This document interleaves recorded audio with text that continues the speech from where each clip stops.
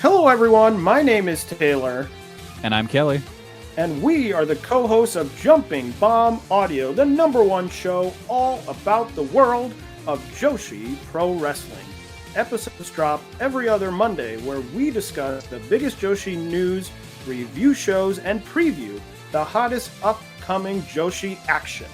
So whether you're a new fan or an old fan, we've got something here for you at Jumping Bomb Audio. Check us out on the Voices of Wrestling Podcast Network.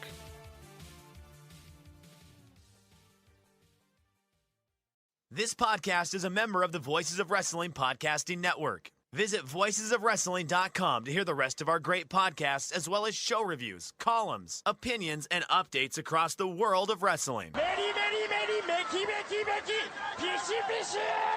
What do you guys want to talk about? You are listening to the Flagship Podcast with your hosts, Joe Lanza. What are we doing? This is Mickey Mouse bullshit. It's ridiculous. Doesn't make sense. Just get it done. How is this acceptable? Rich Craich. My whole life has been cheerleading. So much so, I got a scholarship at the University of Minnesota. Recite the whole Go, thing. Gopher! It's like, ah, damn it. And we are live on the Flagship Podcast. I am Rich. He is Joe. Joe, what's happening? Special Tuesday Flagship here. Yeah, dragging me on here on a Tuesday. On a Tuesday, yeah. You're lucky there's no Reds game. You know, normally the Reds are off on Thursday, so it's not much of a problem. It usually works out pretty well. Yeah, the last time the Reds were playing on a Thursday, you got a lot of grief on that show because you were doing some discuss. Ellie was going for something. I forget what he was doing. Some record, or like he's always doing. It was Rich, that was like May, Rich. No, I know. You got a lot of. I remember that. I remember because we were talking about Yuki Okabayashi or somebody like that, or Yuji Okabayashi, and you were distracted by some Ellie De La Cruz thing, and I remember. The kindest man in the world. The kindest man in the world, Alan Cunahan, was like, Joe, I'm very disappointed in you. And when Alan says he's disappointed, man, that hurts. I don't know about you. It hurt me to. Well, I blame you because you kept asking questions about the stolen bases, so I was just answering the questions. So, well, then we were doing the Okabayashi discussion, and I'm like, I'm like, yeah. Then he did this and he did that. And you're like, oh, double. Come on, come on, and you can tell. And Alan was like, Joe, your heart was not into that episode. And it was like crushing. It was crushing me to know that he was disappointed in you. That's how secondhand. That's how anxious I am. That it made me anxious that he was disappointed in you on that particular episode. But well, listen, Cunahan, that's a generational player. Okay, so gotta keep one eye on it before he inevitably signs with the Dodgers. So you gotta keep up with these things. But you drag me on here on a Tuesday. Look, I know what's going on here. Okay, before you even speak, all right, and I'm gonna let the listeners know why they're here on a Tuesday instead of the customary Thursday. Remember, every now and then shift it to a Wednesday, right? We do a Wednesday, if we feel like taking a chunk out of Dynamite. See, Craich is just absolutely locked in to Ravens Chiefs on Thursday. Yeah. And ring night. See, right? Yeah. Right? They'll be getting their rings, I'm sure. Yeah. Rich is a big Kelsey and Taylor Swift guy. Oh, so love the cutaways. Love the cutaways to Taylor. I'm always interested in what she's gonna wear and how many cutaways there'll be. I love the people who counter that and they're like, well, actually, if you did it with a stopwatch, Taylor Swift was only on the screen for a total of 31 seconds the entire game. But what they're not accounting for is there were 12 cutaways that accounted for those 31 seconds. Yeah, it's a lot. It's a lot. As someone who's just trying to watch a football game, I'd much prefer if they just put her on the screen once for 31 seconds than put her on the screen 17 times for a combined 47 seconds. You know what I'm saying? Got it. Yeah. Or just at some point, just put if it means that much, just have a fucking screen. Or, put it on a different channel. Have on who's carrying this thing? Is this ESPN? Who does Thursday? Cast. It would do monster ratings if you do the Taylor That's what I'm Swift saying. cast. Yeah. So who's doing this Thursday show? Like, I'm always so locked in on football. I obviously know. Probably NBC. Yes, of course I know who carries the Thursday night football game. I was just asking to test you. Throw it on Peacock. Make the you want to sell some fucking Peacock subscriptions? Swift Cam. The whole game, picture in picture. You'll have on the left will be the game, and on the right will be how Taylor Swift is reacting to every second of the game. Do it, cowards. It would do tremendous. It would do amazing. They would get so many new subscribers. You wouldn't have to cut away. Like, the people who complain about the cutaways are kind of annoying, right? I roll my eyes, and I don't need it, but I don't need every time Kelsey makes a play to go up and see Swift covering her nose and her mouth with her hands. You know that move I'm talking about? Yeah. Cover the nose and the mouth. Or awkwardly high-fiving Kelsey's mother. Like, I don't need to see that. I don't think anyone trying to watch the game needs to see it, but I just roll my eyes, whatever.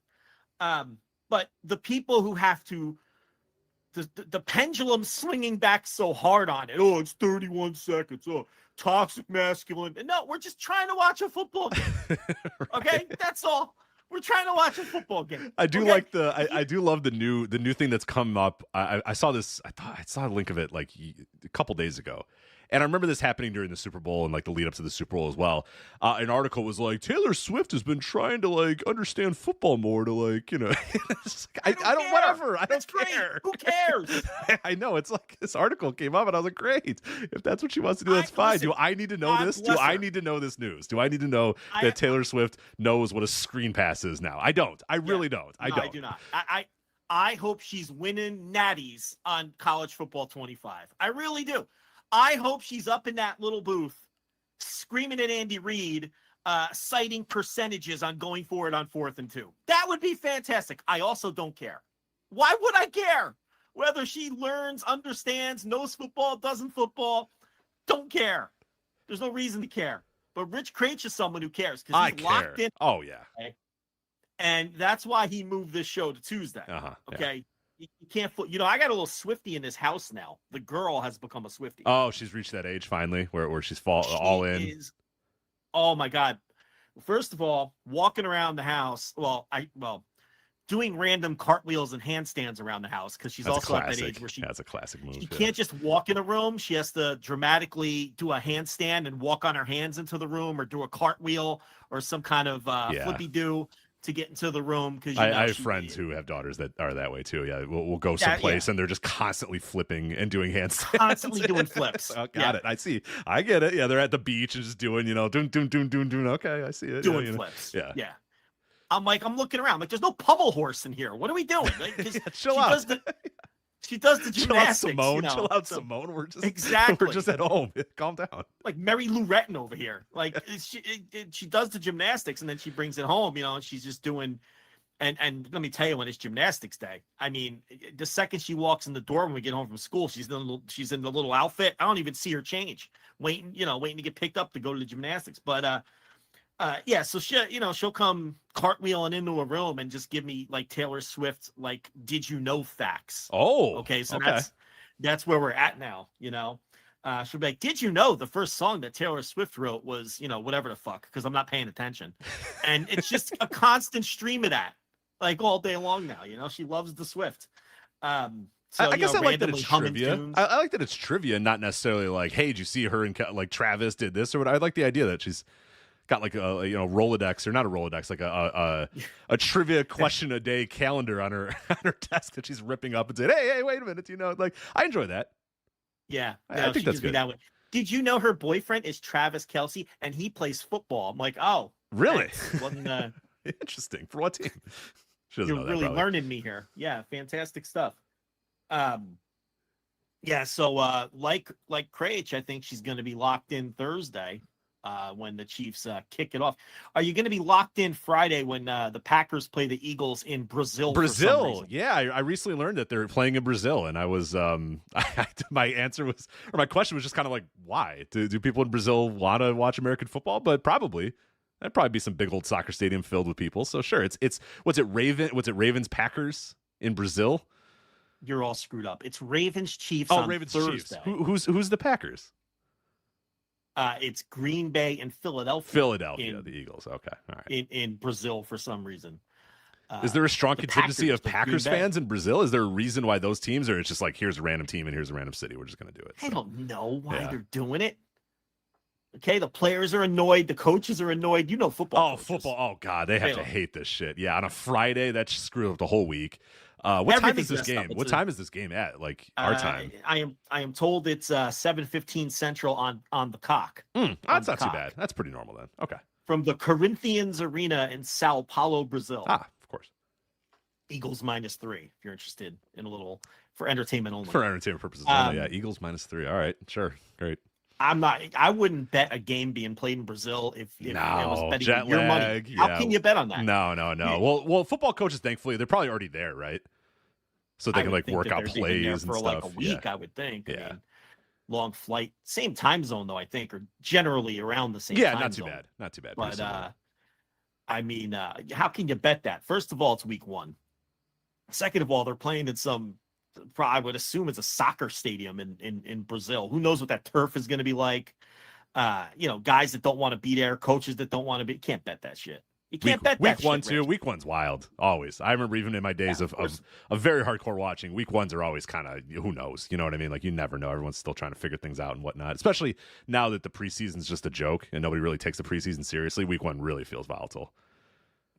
Yeah, it's very volatile. Yeah. First couple weeks are like that because a lot of these guys are playing for the first time because nobody plays in the preseason anymore. But yeah, so I know you're locked in, and I know that's why you moved the show. It's fine. It's funny to see the preseason pendulum swing, and then I swear we'll get to wrestling here in a minute. But in Chicago, it's like Matt Eberflus, who's obviously the coach of the Bears. Did you know that, Joe? Did you know that Matt Eberflus is the coach of the Chicago Bears?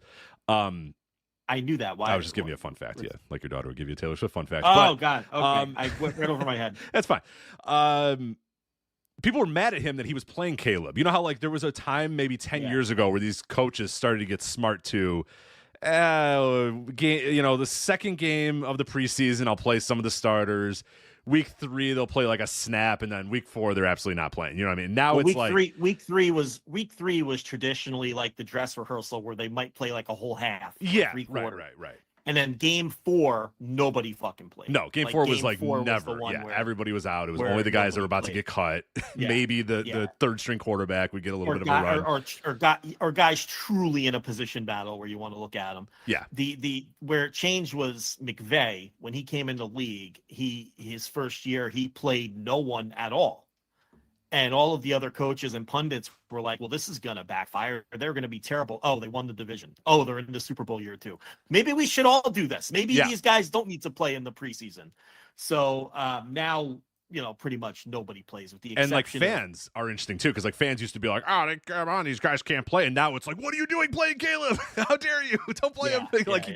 He played most of the second game, and they're like, no, get him out of there. Get him out of there. It's like, anytime somebody got near breathing on him or he had to scramble, like, no, get him out of there. He can't be playing any longer. What is he doing? It's a disaster. What a mess.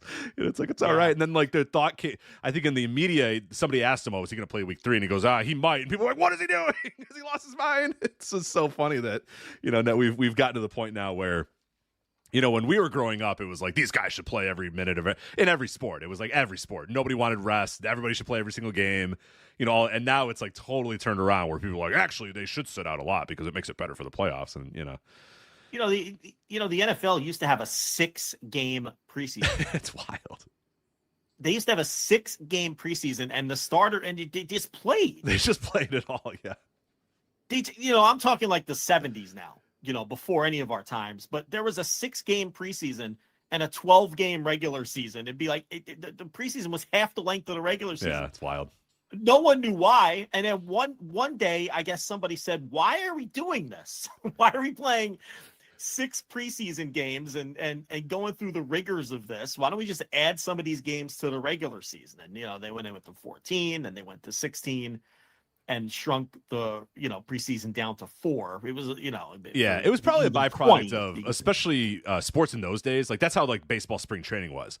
Is the guys would show up and they were all drunk and fat and they'd done nothing in the offseason. I mean, it was like they needed a month and a half. Yeah, they needed a month and a half to get in shape and sweat out all the alcohol and stuff. And now guys show up and they're fucking Adonises. So it's like, oh yeah, you're fine. Like you don't really need that much. Where I'm sure there was probably that thing with football where Ken Stabler had to put out a cigarette and be like, all right, let's see how this football thing goes. He had never he didn't pick up a football for one fucking second in the offseason and then shows up for preseason. Yeah, he's putting a Marlboro Red out on the bottom of his cleat on his way to practice. right. Hell, let's do this football thing again. Stretches his arm out, 3 or 4 times, grabs the football. Does this thing feel, There's that famous picture of Len Dawson taking a drag off a cigarette at halftime of the Super Bowl. Yeah, it's so good. He's just ripping a Camel in the locker room halftime of the Super Bowl.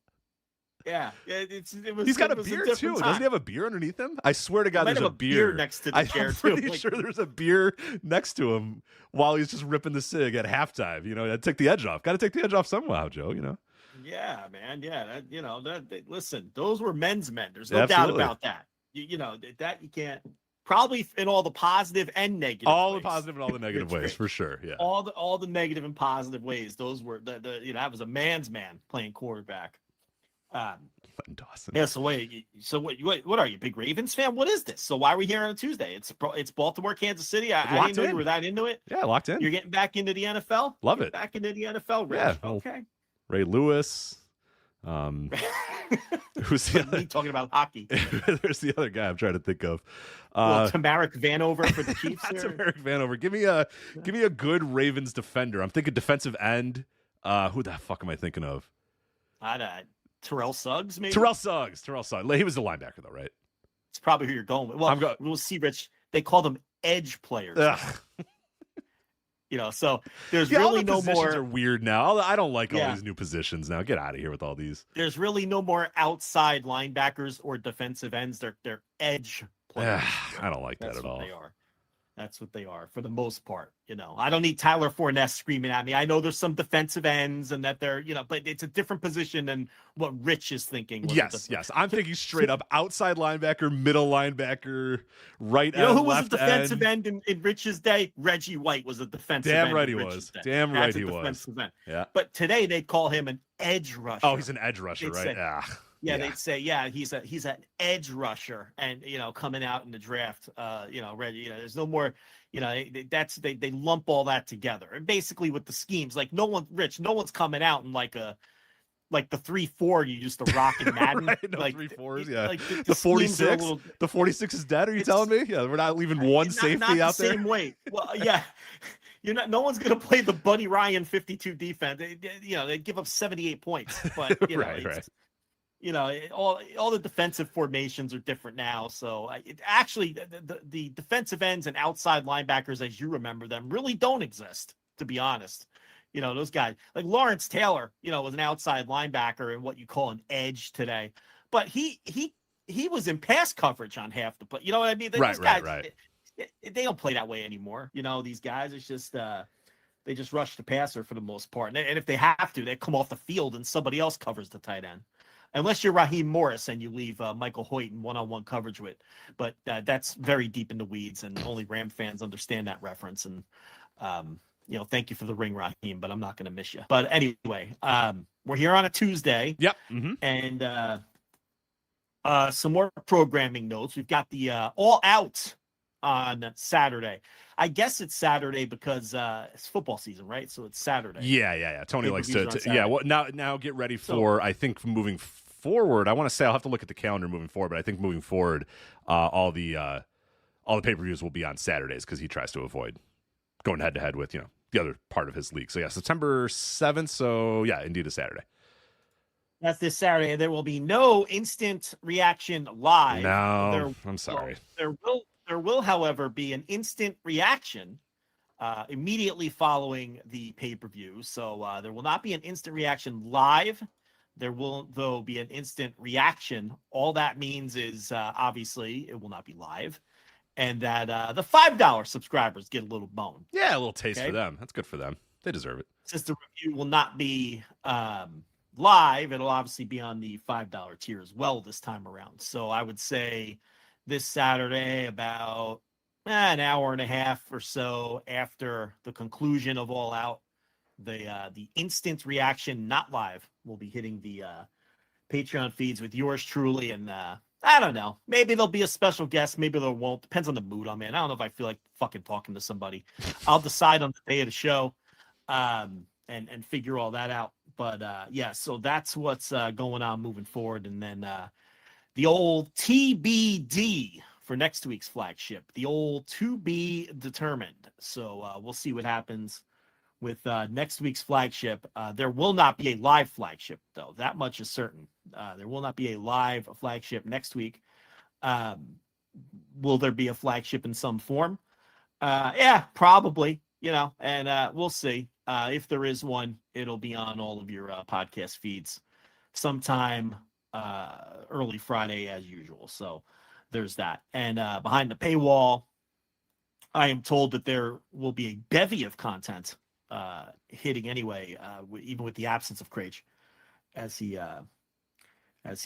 got some stuff planned and ready to be spit out of the Patreon. So there'll be no loss behind the paywall. The paywall will be well handled next week. And, You'll get the epilogue, Brett versus Owen epilogue. So I just finished the Brett versus Owen series with August of 1994, the cage match. That was the last episode we did. And now I do a little epilogue of everything that happened after the cage up until Owen Hart's death with Brett versus Owen. And it's not as extensive as the other Brett versus Owen episodes were. It doesn't have a ton of clips, but it just basically talks about what happened between the two, how they interacted over the rest of Owen's career, or really life and career. And a little bit about the reformation of the Hart Foundation. So it does that sort of stuff. So it's I'm calling it the epilogue. So it's just a way to kind of put a bow on the Brett versus Owen series, as well as a brand new episode of Change the World, the AEW pay-per-view review podcast, a little AEW retrospective, because it has been 5 years since that company's been around, which seems wild. Fight for the Fallen 2019. It is the Brotherhood versus the Young Bucks, as well as a wild card match. And it is another perfectly picked wild card match by the randomizer, which I assure you the randomizer is not, because trust me, there will be matches coming up very soon, because people think that I'm faking the randomizer because it always comes up with exactly what I want. Trust me, there's a few matches coming up very soon that are not exactly what I want, and including Fight for the Fallen, which is not a match that I would have actually wanted to rewatch, but was important to rewatch. And one of the cool things we're doing with that series is, because you and I did shows reacting to all of these pay-per-views already, I'm able to grab clips and see what we thought of those shows, back in 2019 to now what I think of the matches today. And it's a nice little contrast, and Fight for the Fallen is an interesting one to see how things maybe have changed or didn't change in terms of what I thought of the two matches that I reviewed. But a lot of stuff going on at that time too. Fight for the Fallen, I didn't realize this was peak WWE freaking out about AEW and hiring Paul Heyman and Eric Bischoff to head up Raw and SmackDown. So we talked a little bit about that in that episode too. It was kind of, I knew that happened, but I forget exactly what the timeline was. But the timeline essentially was All Out, which fittingly, as we get ready to preview All Out here, had that crazy ticket demand. There was like 78,000 people that wanted to buy tickets to the show at the Now Arena, which they're coming to here in a couple of days. And it had just crazy ticket demand, and WWE freaked out and said, oh my God, we have to figure out what to do here. And their, Vince McMahon's idea was hire Paul Heyman and Eric Bischoff, and that did not really work out for either party. Heyman, more than Bischoff, obviously. Bischoff couldn't get out of catering, but kind of fun to kind of relive that whole period of WWE freaking out about AEW and not being quite sure how to handle this new competitor in the marketplace. So it's interesting to go back and look at that. So. Wow, yeah, you got some content planned. You had that all. You couldn't have plugged it any harder. Jeez. Well, it's good. It's good little piece. Good little piece. Yeah. What else is going on? Oh, there will be an NFL Intelligentsia season preview. That should be there out. it is. Probably by the time most people are listening to this, might not have it out before the Thursday game. It'll be out Thursday or Friday. Little different format this year. Little different format for the NFL Intelligentsia. I got a mega 3-part season preview where I'm bringing in Dan Greenspan, longtime listener of this show and also an AP sports reporter based out of LA. He covers the Rams and the Chargers and has for years.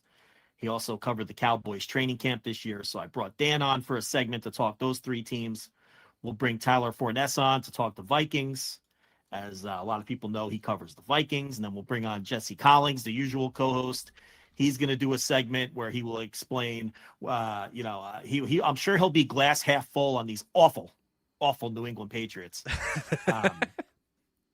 Over under 4.5, by the way. Ooh. Oh man. 4.5 for the Pats. So Collins will come on too and do a segment. I insisted to all three of them that we must keep each segment under an hour. There's one segment in the can and it went 1:30. So went 90 minutes. So already went. I told Greenspan, I said, listen, we got to keep it to an hour. We got 3 segments. I can't have a 7-hour NFL preview hitting people's feeds on Thursday, 3 hours before the first game starts. So we got to, and he just laughed. He knows, long time listener. He knows. Yep. He's like, this isn't going under it. He's like, okay, Joe. Yeah, whatever, Joe. And no, we probably went, I think we went about 90 minutes. Yeah, he's never even heard our conversations where we do that. He just knows that there's no way. Because we've always had those kind of, I don't even think we have them anymore, but there was a time in the first 10 years of the show where something would happen or it'd be a certain week and I'd say, yeah, can we try to go like, 2 hours or 90 minutes? And you're like, all right, okay. And then, by 2:30, I'd be like, yeah, all right, we're just going to go the whole 3 then. Basically laughing in your face when you would propose that. Yeah. It's always, I don't feel too good. You think we can go a little shorter this week? I'm like, if you want to try, listen, lead the way, sir. As a wise man and pro wrestling main eventer once told me, I am but a humble servant. Okay. I am here to serve you, sir. And of course it would never go the 2 hours that you wanted it to go. But yeah, so who knows? I'm going to try to shave off those 30 minutes combined when I do the other 2 segments, but they'll probably all go. Are you kidding me? The 90-minute segment will probably be the shortest. I was going to say that's probably your shortest one because Dan at least had some respect for your time, whereas these other people know you all the way and know that there's absolutely no need to respect. Like Jesse and Tyler have done audio with you before. They're not gonna respect. Well, listen, Greenspan had 3 teams to cover. Tyler has 1. Okay, but they're the heart and soul. They're the heart and soul of his life. But yeah, you're right. He should. There's no reason that one should take 90 minutes. And you guys have already talked about college football. You've already talked about college football in 25, so there's no way you can do any more. We can't do any more college football 25, right? And Collins, how much does he want to talk about the Patriots? Let's be honest. I know he's a glass half full guy. I don't know if he's all about, Drake May here. He probably is. But he probably wants to get in and out quickly. Who wants to think about the Patriots for longer than an hour? So, we'll see. But that show should hit by the time, today's Tuesday, right? Yeah. So, I don't know. Probably sometime Thursday or Friday, depending, how quickly Andrew Rich can cobble this Frankenstein, that fucker, together with it's gonna be 4 different parts because I got to do it. I'm doing a little intro by myself too, and I'm recording some of this shit now, and who knows how the hell that's coming out. So I don't know. We'll see what fucking pile of big production over there. It is such a big production. This pile of slop that I'm gonna turn into Andrew Rich over there, and see how quickly he can get it turned around. But so there'll be an NFL Intelligentsia. I don't know if there'll be another college show this week. We'll see. That's probably up to Tyler. I ain't got shit to do. But and then we'll see. I'm sure there'll be a Flagship Plus or 2 because this show's early. There was some stuff that weren't able to get to, like the New Japan show in DC. So I haven't watched that yet. So at some point I'll watch that and spin that into some content. So since I'm saying it, see, what I like to do, Rich, is I like to say it on the air. Then that you way have I'm to. committing myself. Yeah, you have to do it. Yeah. Then I can't procrastinate and not do it. See, if I say it on the air, now I'm promising it. See, that's a little trick that I like to do. Yeah, this weekend I made notes. So I was like, every time I went to the kitchen, I saw a note that said like, "Record changed the world. Watch this." So I couldn't escape it. So I was like, I gotta scratch that. I gotta scratch this off the list. So I gotta do it. As opposed to just being like, if I got time, I'll do it. No. If I have time, here you go. Put it on the list. Scratch it off when you're done. So you got it. To say it on the air now to I'm gonna say millions of people. Let's go with millions. It's probably it's thousands, but we'll go with millions of people. They'll all know and call you out on it. I can't lie to people, right? So there'll be a plus at some point. And then of course the All Out instant reaction on Saturday. So lot going on. It's a crazy Absolutely. week. Yeah, busy one. So let's preview All Out since we're right there. You were talking about All Out. I think it's a good time to do that. Obviously, coming up this Saturday from the Now Arena in Hoffman Estates. Let me see if WrestleTix has done an update since the last time I checked so that I have the most accurate ticket sales numbers here. So let's see if they have updated it. I checked a couple of hours ago, and as far as I saw, it was... we do have an hour ago. An hour ago. An hour ago. Yeah, big update an hour ago. Glad I checked. All right, so...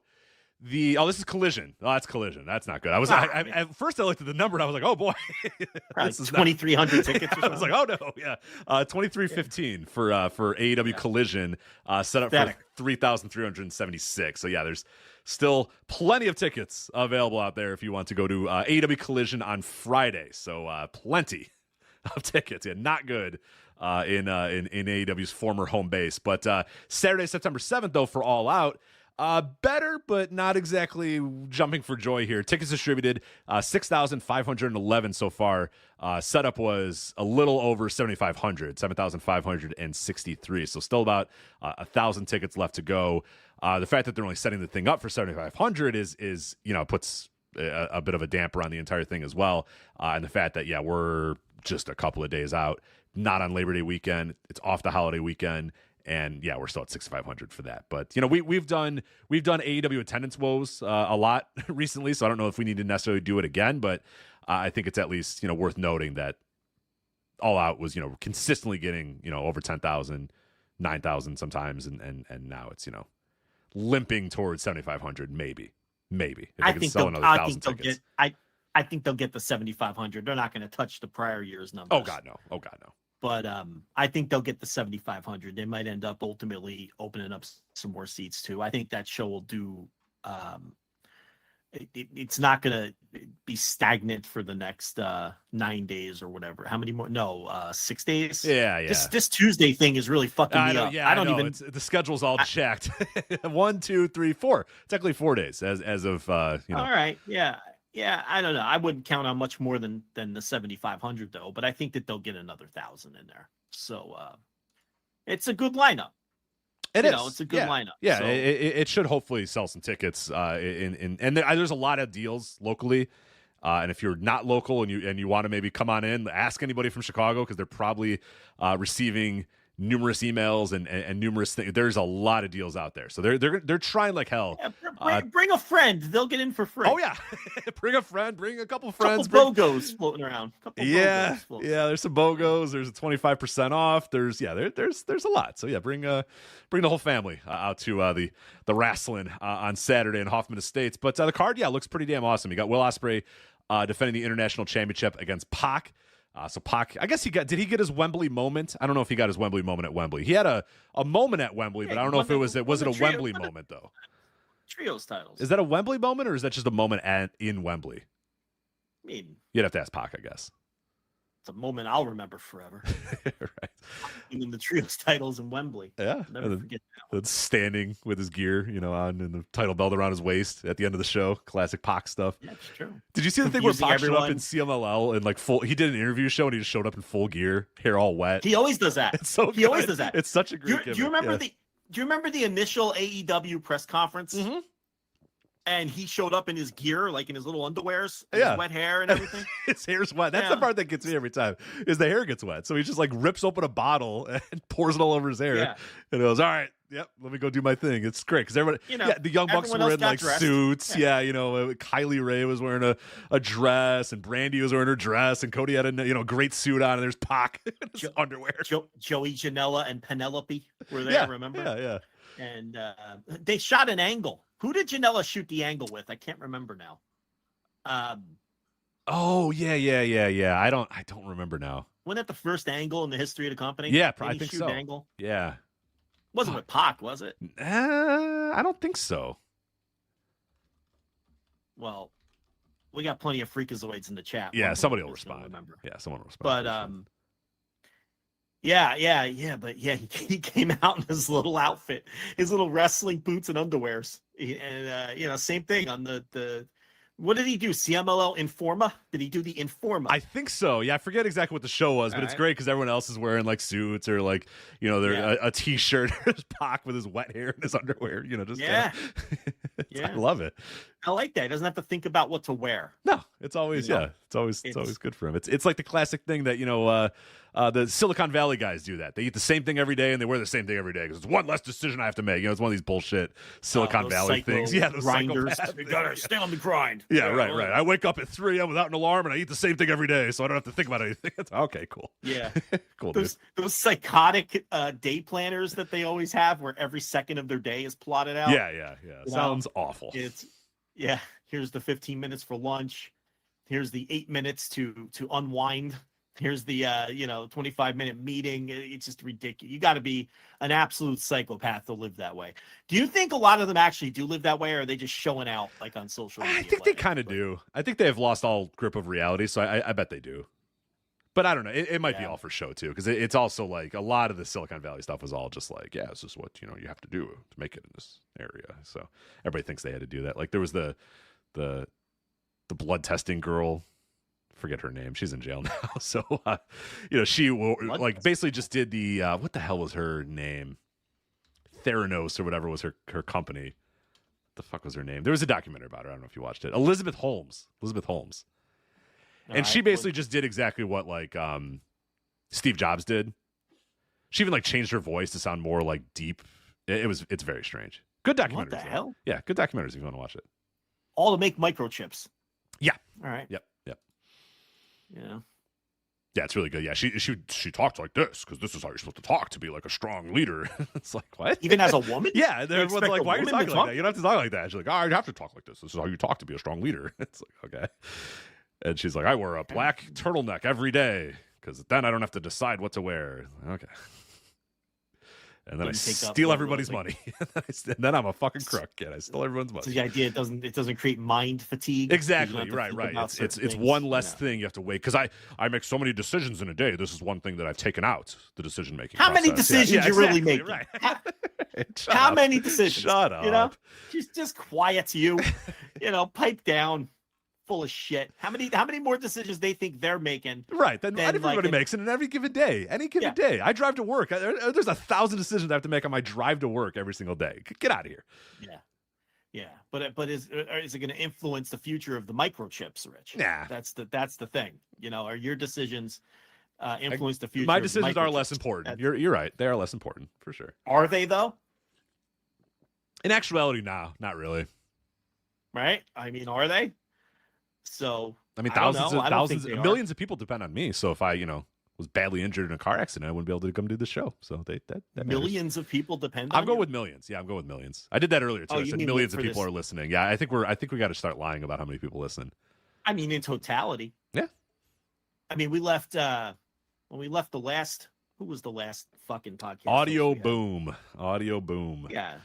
Didn't they say we had 30 million downloads or some shit? Yeah, they did. I need to go back to those numbers. I liked when they gassed us up a lot more. That was way cooler. They're like, actually, 100,000 people subscribe to you, and I'm like, all right, no, they don't, but that's all right. Yeah, I don't think they do, but if that's what you're telling subscribers, I agree. I will say, back in the gassed up numbers days, we would have had a plug for some fucking betting site starting week 1 NFL, but alas. That's no one's getting ads. No anymore. one gets ads. Yeah. You listening to these podcasts? Nah, unless you're ads. Bill Simmons or Joe Rogan, you're not getting ads. It's pretty it's hard out here. Pretty dire out there. What happened to the Mega Mind? We had that new read that I was gonna do. Oh, Magic Mind? Yeah. Yeah. What a great partner we are. Mega Mind, Magic Mind. Yeah. They were asking a little. Collar over there? They were just asking a little too much. I was like, all right. You punted that last one where they got a little crazy? Yeah. Okay. I would have done it. I told you I was down for it was too much. I guess if you would have done it, it would have been better. If I did it, I would have done it. But it would have been funny for you because you're like, hey, Rich, when I wake up, I love getting an energy shot. No, I told you I was gonna read it like Rocky doing the Beast aftershave commercial. Is what I was gonna do. When I wake up in the morning, I use my Mega Mind because, I was going to, and sure, it's them and say, is this what you wanted? Is this peppy enough for you guys? Yeah. If they pay us, fine. If not, okay. Yeah. Well, you know what? Maybe I'll respond to the email again. I'll respond to the email again. So, just because listen. Hi, Trish. I don't know I'm excited again about our partnership.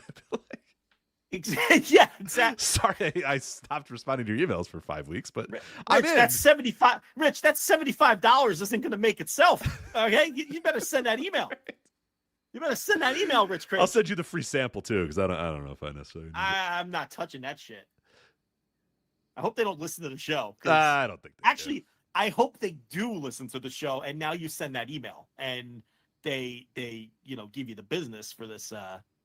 We're basically doing a commercial now. We kind of gave them a plug. I might just send it to them. I might just send this Yeah. to them. Yeah, magicmind.com/ I don't know what the hell it was, but yeah. /VOW. It probably works. I don't know. Maybe it works. Let's see. Magicmind.com/VOW. Yeah. Giving a free plug here. 404 not found, but yeah, you can find it some way. Oh, all right. It's not that. I don't know what the link for is. that. Not sure what it was. But anyway, let's get back to this All Out show. We're a disaster on a Tuesday. We're too punchy. The week hasn't weighed us down yet. Will Ospreay versus Pac, International Championship. I mean, that match should rock. I mean, there's no doubt in my mind that match is going to rule. So, yeah, like we talked about on the All In Instant Reaction Live, because Pac just won those trios titles, kind of like protects him from, like, this loss isn't going to hurt him, right? Because he doesn't look like some schlub who keeps losing all his title matches, So Will can retain here. And you don't really have to, as long as they have a great match, it doesn't hurt Pac at all. Right.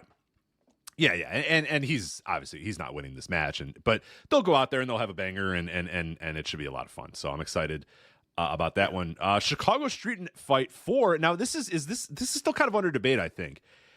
It's a Chicago Street Fight. Is it for the actual CMLL World Women's title, or is it a non-title match now? Because I thought at one point it was a non-title match. I was under the impression they were having a title match at this show, with the stipulation being chosen by the winner at the previous show. Right. I think once the Street Fight got chosen, then CMLL said something like it was no longer a title.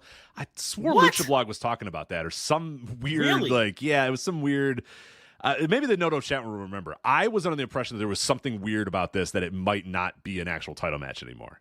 Well, I would be stunned because they don't seem to give a shit about their titles.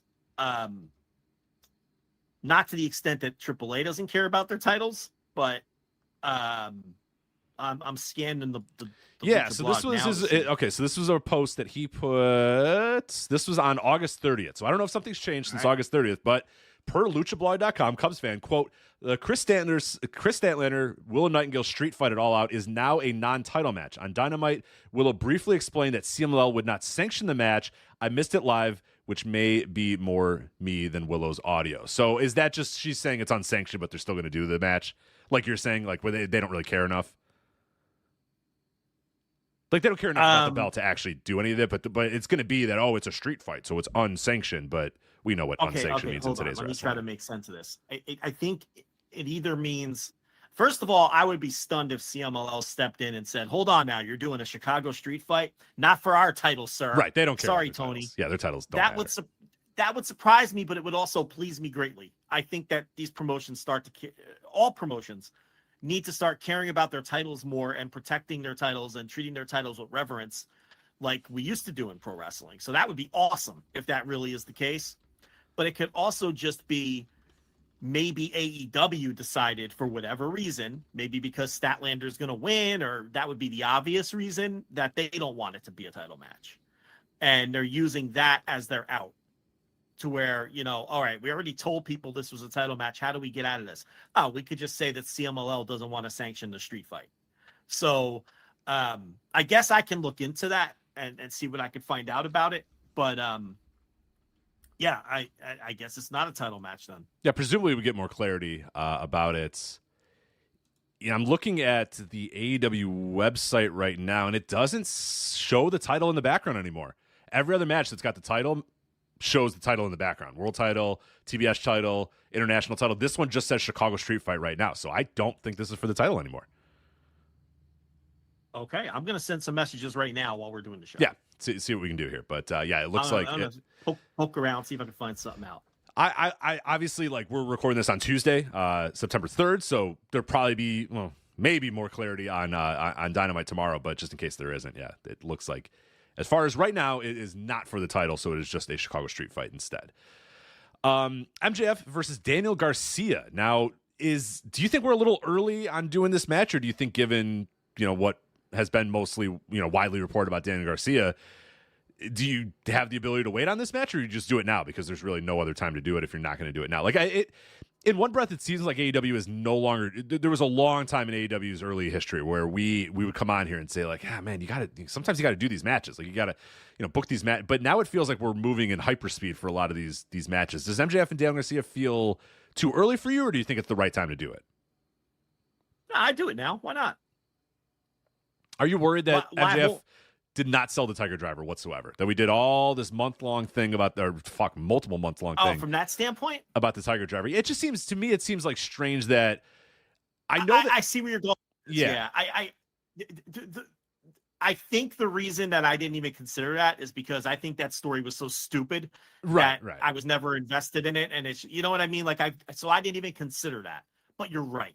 If you're going to make that big a deal out of the Tiger Driver and you're going to claim it's this thing where Will is afraid he's going to literally murder people with it, then yeah, I think that the fact that he hit it, maybe at minimum, can MJF come out there in the Bobby Heenan neck brace maybe? Right? Would that be too much? Right. Except for he had loosely applied KT tape was the the extent of the quote unquote sell, and now he's going to be here. Modern Bobby Heenan neck brace. I think so, but now he's going to be back here, in 2 days or in 2 weeks, wrestling just a normal match and probably be no worse for the wear whatsoever. So that bothers me a little bit. But as far as like the feud, I get why you maybe do it now. I maybe would have waited a little bit longer, but I understand why it's like, why not? I mean, Daniel Garcia just came back, quote unquote, cost MJF the match. He didn't actually cost him the match, but he interfered enough to kind of throw MJF off his game. So yeah, why not? Just fucking do it now. And especially with Garcia's potential contract situation, you might not have another chance. So just do it now. Yeah. From that, I hadn't even considered the Tiger Driver thing, but no, in terms of you may as well do. Yeah, I don't see why you wouldn't do the match now. Now is when it's going to feel hottest because Garcia just came back and everything. I mean, I don't know why you'd wait another pay-per-view, like a full pay-per-view cycle to do it. But yeah, I can't sit here and tell you that I'm wound up about the idea that he's not selling the neck when I thought that whole story was goofy to begin with the Tiger Driver. If we just move on from it, I'm fine. But if we have exactly. If we start having MJF now kind of like, halfway through the match go, oh, my neck, then I might be a little annoyed because it's like either sell it or don't sell it, but don't give me these half measures, half steps or whatever. If it was up to me, we're good. We did. The story was, can Will hit it? He hit it. Let's move on with our lives and never talk about it ever again. Would be my approach to the story. So I hope that is the way they go. But I think this is a really interesting match because let's look at it this way in terms of booking wise. Like Willow and Chris Statlander, now that the title's not on the line, this can go any way. You know what I mean? Like, it's fine. Like you said, because the title's not there, if you want to have Willow or Statlander win, it's fine. It doesn't really matter booking wise. We know Will's going to beat Pac to retain the International Championship. I think this MJF Daniel Garcia match is super, super interesting from a booking standpoint because is MJF going to take 2 pay-per-view losses in a row? Or is Daniel Garcia going to come back and take a loss? Like somebody has to lose, right? Unless we're just going to go to a no contest or DQ or whatever, but they rarely do that. Who takes the loss here? Because I think that to me is fascinating because I don't know that any one of those 2 scenarios is really ideal. But I think I don't know where do you stand on that? Do you feel like Garcia has to get that win, or does MJF have to get his win back, or is MJF infallible? Like where do you stand on that?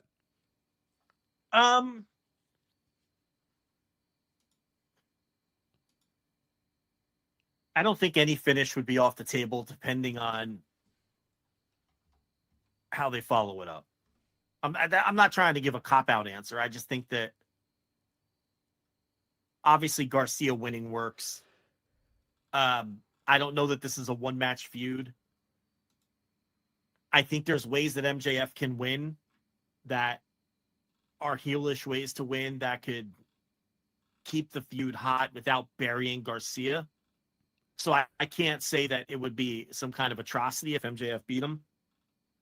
So from that standpoint, I just think I'm going to watch the match play out and see what they choose to do with the finish and how they choose to do the finish and then assess it from there. Because I do think that there's viable paths in both directions. I don't think this is a match where it's like, okay, this one particular person has to win or they're making a huge mistake, right? Now, they could do a finish I don't like, but I guess you'll have to listen to what I have to say on Saturday. So, I mean, I don't know. I have to see how it's booked. Yeah, I'm fascinated too. I think it's probably one of these matches that is best just to wait until, like, instead of getting pre-angry about any of the finishes of, I'm going to be angry that MJF take 2, losses in a row. Whatever. That wouldn't bother me all that much, but I can see the standpoint where some people might think that if this guy's your tippy top star, do you really want him losing 2 pay-per-views in a row? I don't think that really matters for MJF all that much, but I also don't want to get mad about Daniel Garcia losing because he hasn't lost yet. You know what I mean? And I could see where people would say, "Oh, you can't have Daniel Garcia lose," and MJF's not going to want to lose too. So it's like I'm with you. I don't want to get pre-mad or pre-analyze this in any certain way. It probably makes sense just to wait to see how the finish goes and then go, okay, yeah, now I can assess, was that the right finish for, is that going to, is it, because it might be definitive. Maybe MJF just definitively puts Daniel Garcia away. Maybe Daniel Garcia definitively puts MJF away. There's a lot of different ways it can go. And like you said, I think no finish is off the table, including in 5 years ago, 4 years ago, I wouldn't have said that, but I do think that there is a certain level of potential for bullshit in this match too, to end in some sort of nefarious DQ or count out or double count out, or it's not impossible that happens in today's AEW. Now it's unlikely; they don't really do it very much, but I feel like it's not impossible. Like it certainly was 4 or 5 years ago, where we would come onto these shows and say, well, there has to be a winner and there has to be a loser. I don't know if they're as strict on that these days as they were, many moons ago. Oh, did you see on the website they got rid of the 1-loss records? Yep, end of an era. It's too hard to book with these pesky win-loss records, even though it's actually way easier to book if you have win-loss records. But, Yeah, we lost. We lost. Don't we always? Yep, we always do. We always Rich, I've been on the losing team for decades. I thought we had a chance. a chance. Nothing wants to be different, new, or cool. It's just easier not to do. It's easier not to have to adhere to those pesky wins and losses if you don't have to. That's the bottom line. What have we always said from the beginning? The wins and losses really are just there to keep the booking honest. You can't fuck around with the booking if you're tracking wins and losses. Yeah, it makes it easier. Honestly, like I said, to dumb, lazy people, it seems like, it's too hard to book like that. But no, it's actually way easier to book like that. It should make it easier. Yeah, because it keeps you on the right path, and it forces you to give people strong wins, and it forces you to if you're going to push someone to push them with victories and things like that. That's, what are you going to do? We lost. AEW has been getting off the track with a lot of things very slowly and progressively over the last few years. And this is just the latest one. Now, just because the wins and losses are off the website doesn't necessarily mean they're not tracking them anymore. I mean, we could turn on Dynamite Wednesday and it might say that, Will Ospreay is 27-2 or whatever he is in AEW when he's coming to the ring and all of that. But, once they got rid of the rankings, I mean, what do the win-loss records really mean anyway, though? Right. Other than just to put a fancy stat underneath people's nameplates. And, and then a lot of people were like, well, what about when, if someone's new to the company and they or someone that starts off as a prelim wrestler and then you want to push them, but then they have a win-loss record that's like, 8 wins and 47 losses. Well, AEW even found an easy way around that. They were resetting the records every year. Yeah, they had a workaround of the reset every year. So it was actually, that's what I'm saying. It was easier. And they gave themselves an out. They gave themselves a perfect out of, oh, good. Okay, we're going to push this guy this year. He's 0-0 here in 2024 or whatever. So they gave themselves that out, and they still can't do it. And they still, it's ominous. So you're right. I don't think it's, I don't know if it's done yet, but the fact that it's off the website leads me to believe that internally it doesn't matter as much anymore, but we'll see. Well, when you got 57 people in the room pitching ideas and part of the process, and you want little pesky things like who actually wins matches not getting in the way of your booking. And that's just that's just how pro wrestling has always been done. But the thing is, when we first defended AEW keeping the win-loss records and using rankings, I forget who it was. I know it's a listener. I apologize. I'm not stealing your thought. It was just something smart that someone said to me privately. I can't remember who it was. They said, hey, you guys do that because we were still doing the New Japan book at the time. And the person said to me, you guys do that New Japan book every year. And if you look at the wins and losses, the people who get pushed have good records and the people who don't have bad records. So the reality is if you're booking properly, the wins and losses take care of themselves. All comes out in the wash. It all comes out in the wash. You shouldn't have anything to hide as a booker if you're booking properly. Right. And that is the truth. That is the truth. And, it also forces you to stay focused on the booking, and it forces you to book in an honest way. I don't want pro wrestling to be like WWE, where Solo Sikoa can lose every match he wrestles in a given year and then have a title shot. Wasn't he the latest example of that, where he lost like 27 straight matches on the road and on TV? And The Miz was another one recently. I don't like that. And it's a shame that that we AEW couldn't be something truly different, where they did now they didn't invent wrestling rankings. Other promotions have tried rankings before. It never lasts. Evolve was doing win-loss records at first. They eventually dropped it. WCW over the years would do rankings for a couple of weeks or a couple of months, and then they would disappear. But in the case of some of these other promotions, Mid-South at times, I remember on their TV would flash up some rankings. Many of the territories did. But those were just used as promotional devices. They'd rank the people that they'd want the fans to perceive as the top guy. Or sell a house show on, similar to college football, because these guys were all college football fans, a lot of them. So they'd sell a house show on. You could see number 3 in the rankings versus number 4 in the rankings with ramifications. Moving up it's a big time matchup between this guy, and one of them is going to win and move up the rankings because number 3 versus number 4 this Saturday, at the Superdome or whatever. Another hook to sell a match. And that's and look, no surprise that people like Bill Watts and Jim Ross would be behind something like that. But it's like, it's just AEW could have done the same thing, and they were doing the same thing to sell. It's just another way to sell your matches, and it's also a way where fans can sink their teeth into it if you do it properly and really invest their emotions in it or their time in it. And if you wanted to ignore them, you could have just ignored them, and it wouldn't have hurt your enjoyment at all. But if they're just scrapping all of that entirely, it's a letdown. I did hear back so I asked Lucha Blog, and he says he hasn't heard anything we haven't heard other than the promo on Wednesday that you were talking about. But here's what he thinks, and obviously his insight on this is going to be more valuable than probably just about anyone on the planet, right? Yeah, especially ours. Definitely ours, and probably everybody else on the planet. Yeah, go ahead.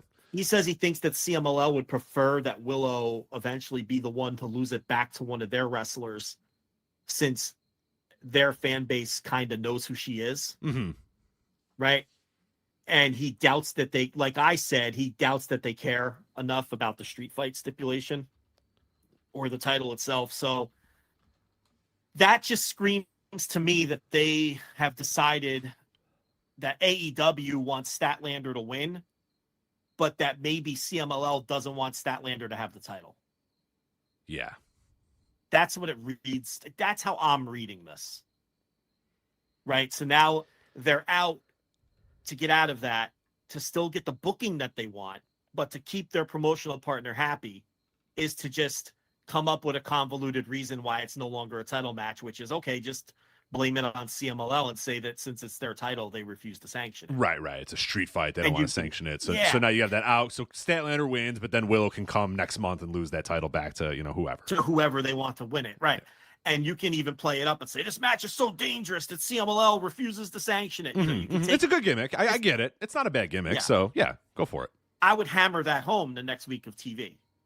That's how I would approach it if I were. I would say that CMLL finds this match so dangerous that they don't want anything to do with it. They don't want to bear responsibility. That's probably asking too much. But that's how I would push that I'd have Excalibur screaming about it. I'd have both wrestlers cut promos about it and say that, yes, CMLL's right, because I'm going to tear you limb from, I'm going to, whatever.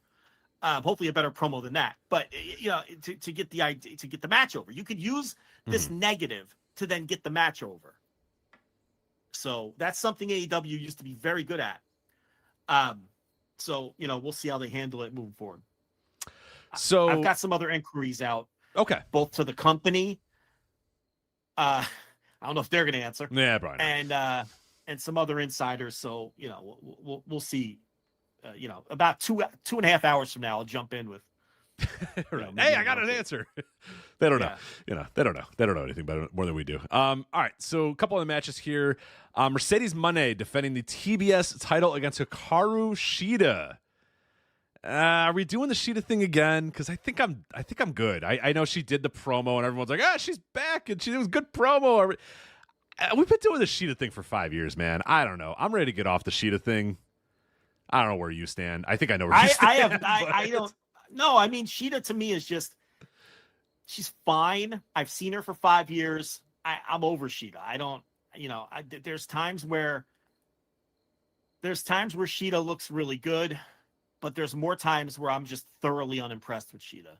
I could take her or leave her. I think they kind of see her as one of the icons on the female side of the company, since she's been there from the beginning. She had that long title reign during the pandemic, which, we've talked about this a million times. If you were there for that company in the pandemic, they feel like they owe you for life. It's like how Vince McMahon felt he owed certain people jobs for life, whether it was Gorilla Monsoon or Howard Finn, all the guys he inherited from his father, who he felt indebted to. It's like Tony feels indebted to the people who really helped them get through the pandemic, whether it was Moxley with that title reign, or Shida's title reign, or Kip Sabian being there every single week without fail, because he lived locally and because it was hands up. It was come to work if you want to come to work. The early days of COVID were crazy, Rich. You remember? Oh, yeah. Nobody knew what the fuck this thing was. So it was, look, if you want to come to work, come to work. And, people like Kip Sabian were on Dynamite every fucking week because that guy he kept coming, So Tony feels indebted, and Shida's part of that group. And I think they do see her also, not just because of that, but they just see her as, one of the original female members of the roster. And they try to present her as sort of like an iconic figure in the company because of that. So, would I lose any sleep if I never saw Hikaru Shida ever wrestle again? Of course not. I just, that's nothing for me. And a lot of her matches are very sloppy. She's been good lately. I kind of like her better when she works this gimmick with the Edge, because she kind of has an edge right now with her shit. And I think that's a welcome change for her. And it I thought she handled the Sky Blue match from Collision on the first or second residency show where Sky Blue got injured. I thought she handled that great. And it also, the legitimate injury, again, making something out of a bad situation, played into Shida's current gimmick a little bit too, right? So, I don't know.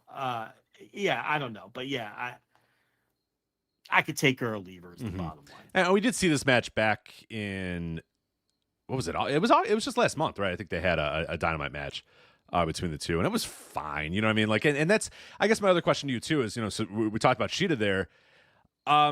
Is it time for Mercedes to have like a really truly great match in AEW, or are you fine with the output that she's had so far? Because I think it's an interesting thought that you had the Britt Baker match, which obviously I think everybody agrees was no good. I can't imagine anybody thought that match was good, but if they did, more power to them. And then, had the Willow match, which I thought was probably her best match right out of the gates there for Double or Nothing. And then I think a lot of the stuff since then has been fine. Vakir was a good match, but I think that was more a Vakir coming out party, more so than just a Mercedes, great match all around. I don't know. Where do you stand with her output so far? Are you happy with it, or do you think it's been lacking? Or is it possible that it's just because she's had bad opponents that's mostly kind of weighed it down? Because I don't know. I don't think she's had bad opponents. I think she's had good matches. She hasn't had like a great match yet.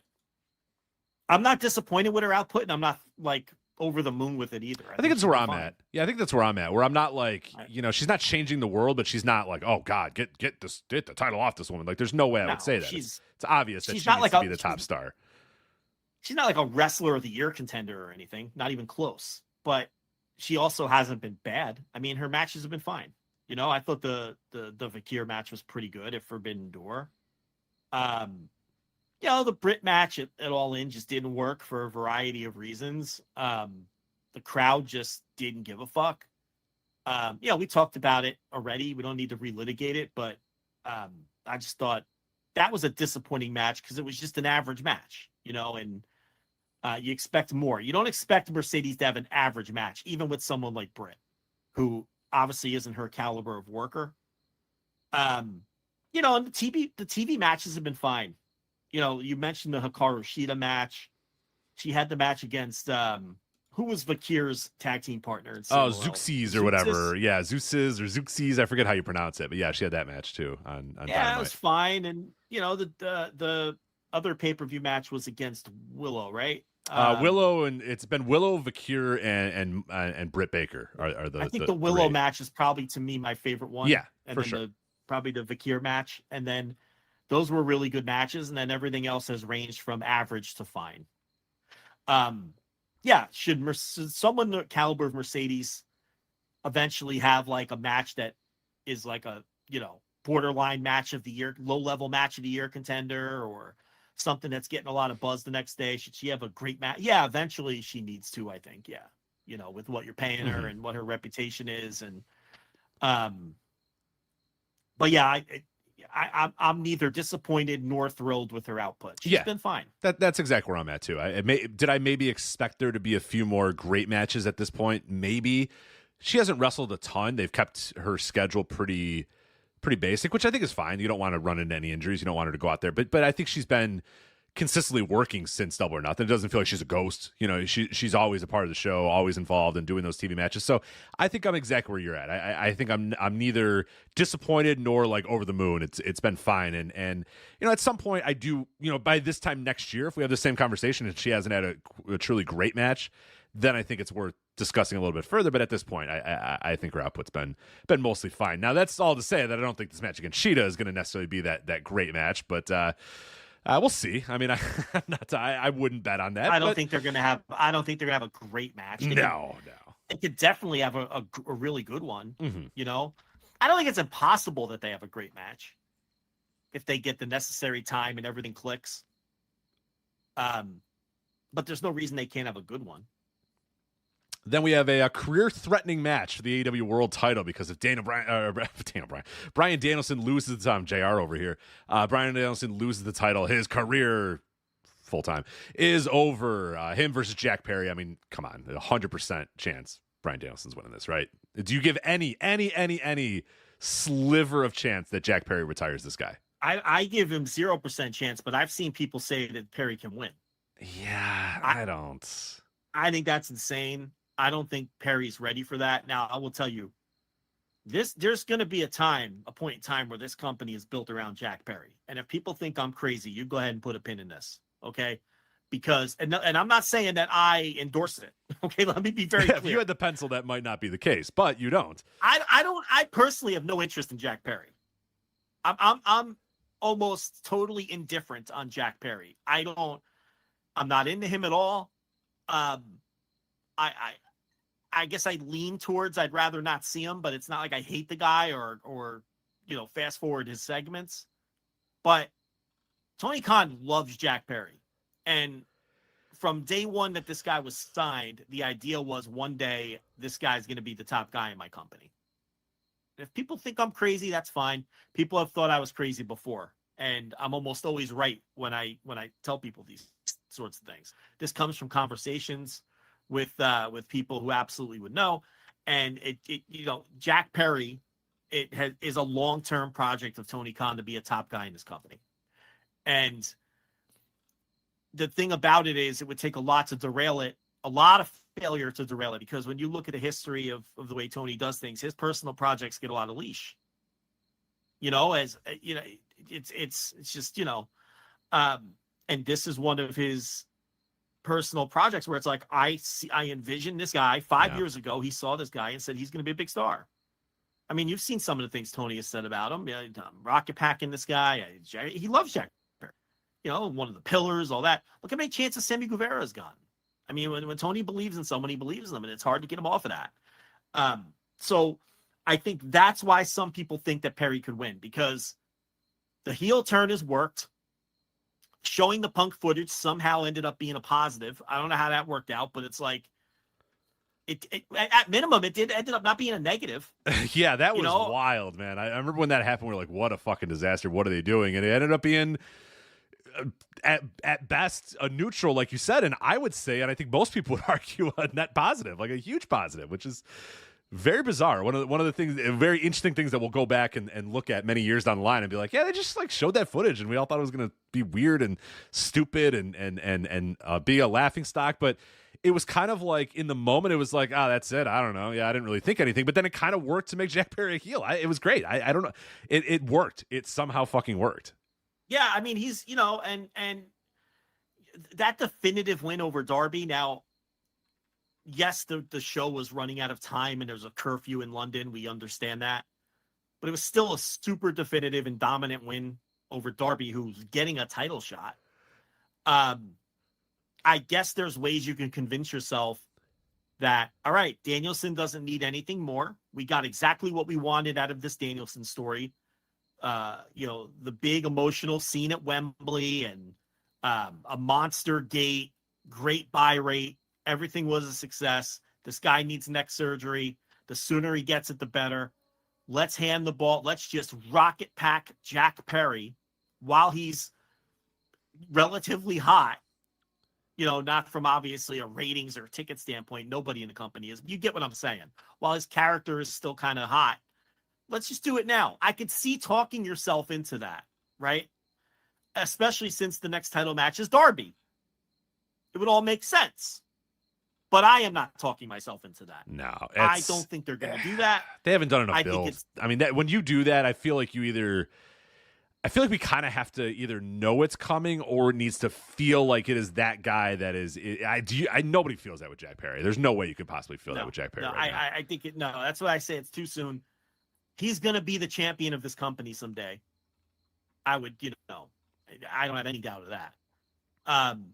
But I heard, I was tipped off to one of the potential directions for the Danielson title reign, and it's a lot more interesting than Jack Perry winning it on Saturday. And it makes more sense too. And I'm not going to talk about it because I don't want to, ruin people's, if they do end up going through with it, I don't want to come on this show and start throwing spoilers out all over the place and everything. And, and I don't think people would appreciate that, but, I don't see the title changing Saturday. No, but to answer your question, to me, it's 0%, but there's people that have talked themselves into. I've seen that too. Perry having a chance to win, and that's why I thought it was interesting to at least bring it up because I've seen the same thing, and I'm like, man, I can't get there. But everybody that I've heard kind of explain it, I'm like, I get it. I understand the purpose of doing that. If that's a guy that you really truly want to build and have be, hey, this is the guy we're trying to get as much heat as possible on this guy, but. I don't. Yeah, too soon. I think too soon. If you're going to do that, I think there's a way to do it. But I don't think on the pay-per-view that's 2 weeks after your huge pay-per-view that he just won the title at. That's too soon for me. So I don't love it. And I think it's probably just a more clean thing if Jack Perry just goes to the absolute limit with this guy and Danielson does win.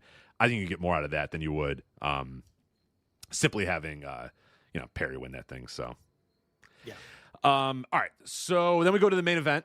Presumably my main event. I'm going with this as my main event. Steel cage match. I guess the Danielson will probably be the main event, but this should probably be the main event. Swerve Strickland versus Hangman Adam Page. Steel cage. Now, this is the main event. This has got to be the main event, right?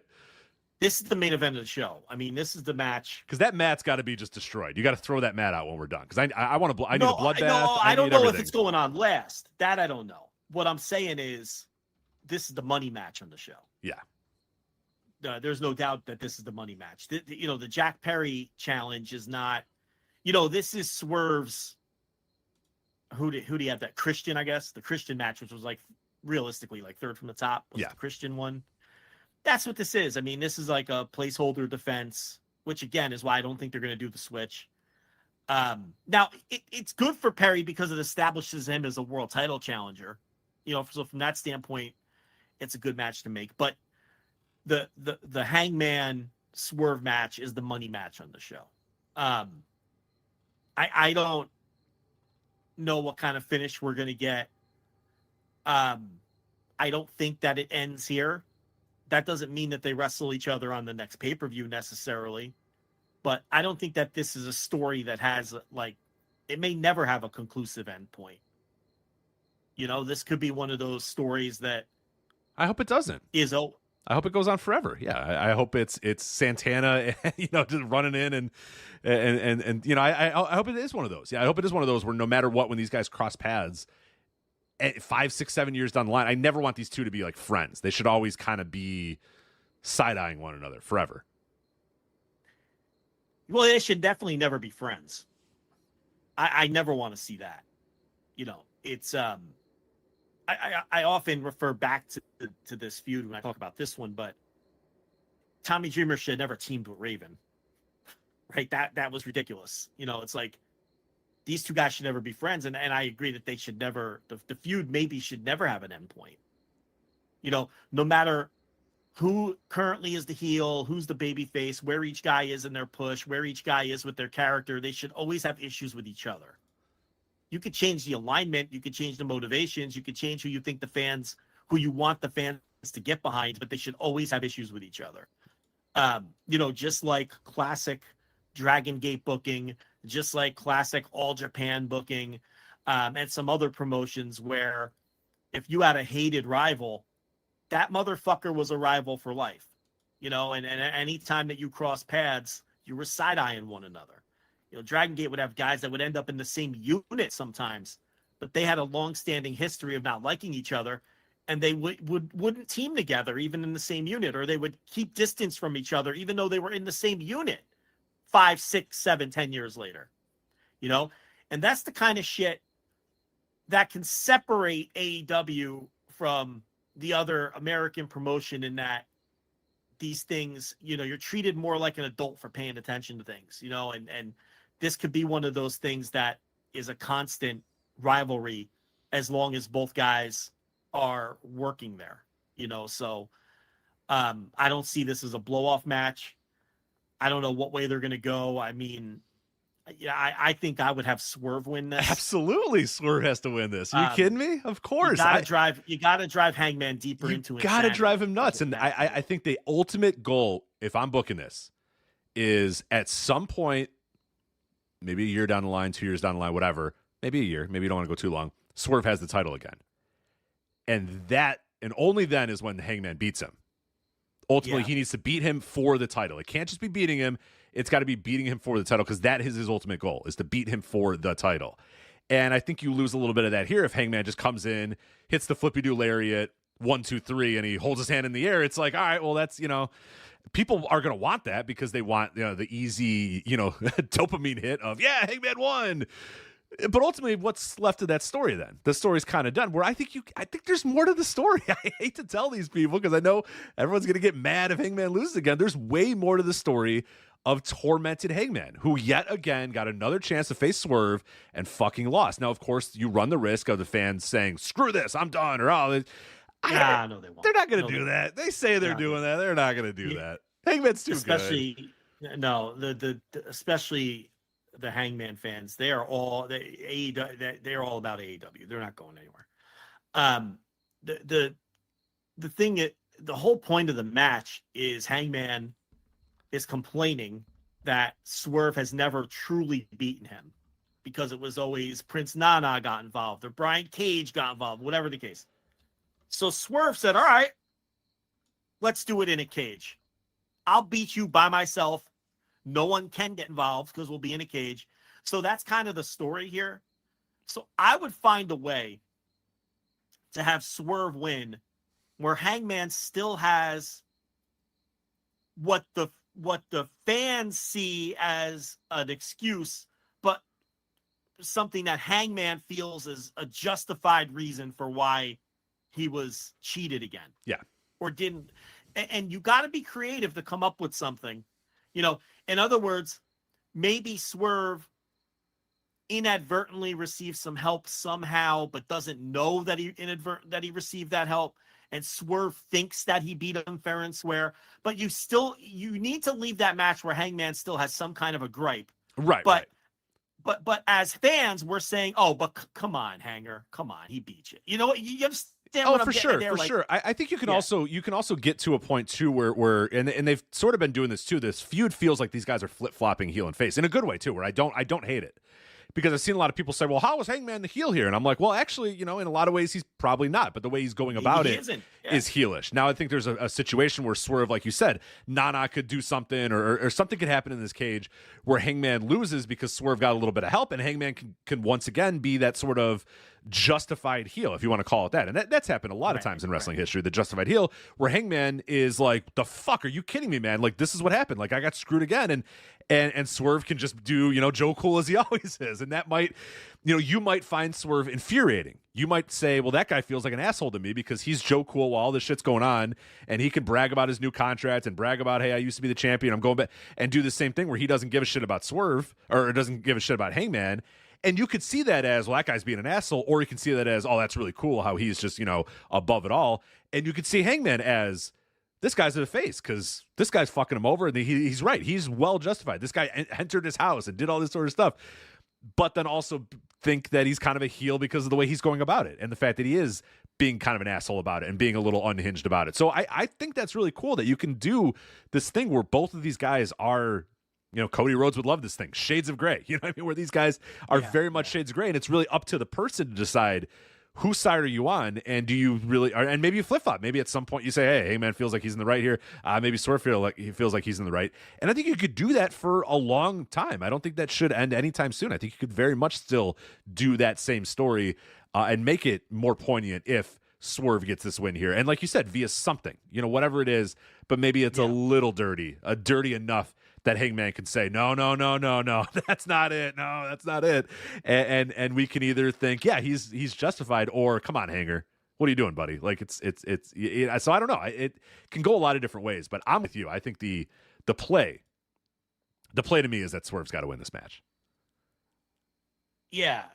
And I'm curious if they could find a creative way to do it, to kind of thread that needle that I was talking about. It can't be something blatant. The only way it can be something blatant is if you're going full 100% Swerve is now a heel again.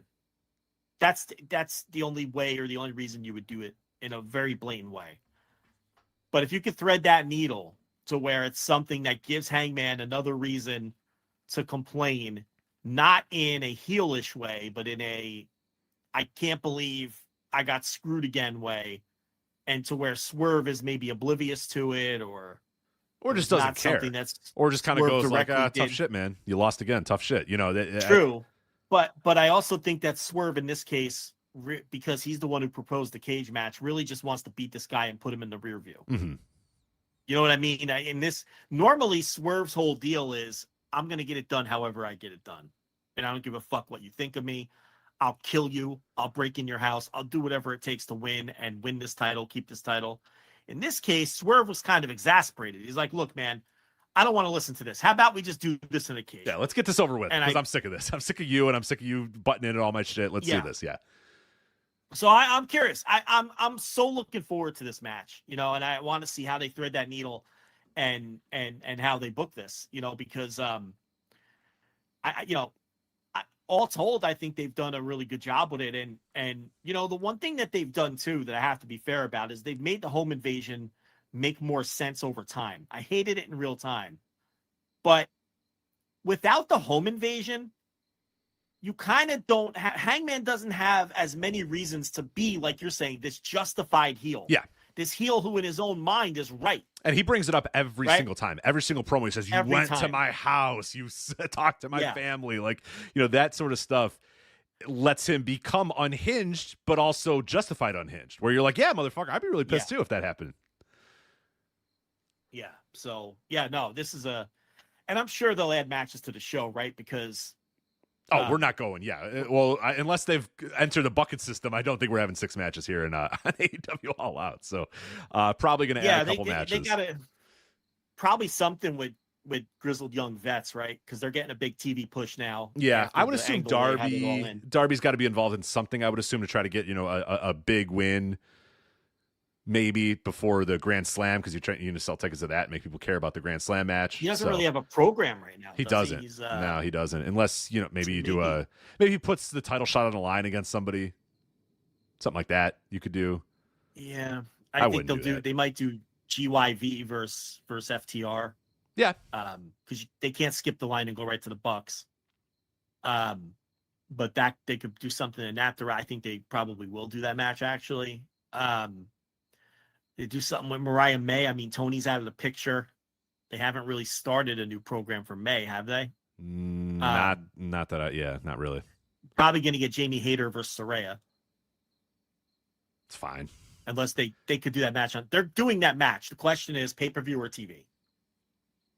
So, I mean, look, do I want to see Jamie Hayter versus Saraya? I don't. Is that match fine as a match to book to give Hayter a win before you do something more important with her? It is. It absolutely is. So yeah, they'll add stuff to the show. You can't do the trios titles because that's Pac. You could do something with Moxley in this new gimmick that he has. Yeah, that's what I'm saying. Moxley's got to get involved in some way. I don't know what, but something. Well, he called out Darby. And well, that's what I said. And that, I mentioned that about the Darby. Is it possible that you do a Darby Mox thing and you put the title shot on the line? Yeah. Okay. And then is that too early though? Is that too quick for that? That Darby? Why would Darby be like, motherfucker? Let's put the title shot on the line. Like, it seems something would have to force him to get to that level to decide. Right. Because why does Darby doesn't hate Moxley? Moxley just called him out for whatever reason. Yeah. I mean, you could do that and then have Moxley win the title shot for Grand Slam. Because it would be weird to have Moxley enter a feud with Darby where that title shot isn't on the line necessarily, because then you're just going to beat Darby again. You just beat him with Jack Perry. Right. So you're going to beat the guy that's challenging for the title on a major show that hasn't sold any tickets, by the way. And you're going to have him lose both of his singles matches before he gets to that match. Right. That's not exactly a good way to book. No. So if you do Darby and Moxley at All Out, it has to be for the title shot because, number one, Moxley has to win. And you can't have Darby lose 2 in a row going into a title shot.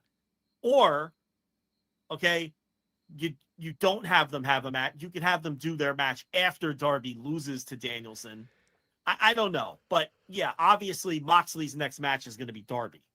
So I don't see any way out of not have him take Darby's title shot. I don't see how you get around that. Yeah. Because you'd have to wait until after the title shot to do it. Yeah, it's going to be interesting. So obviously some of that will be, hopefully all that should hopefully be decided on Dynamite tomorrow. But yeah, that's what we have so far for the show. Speaking of Dynamite tomorrow, I know that Okada versus Kyle Fletcher is on Dynamite tomorrow. It's in Milwaukee.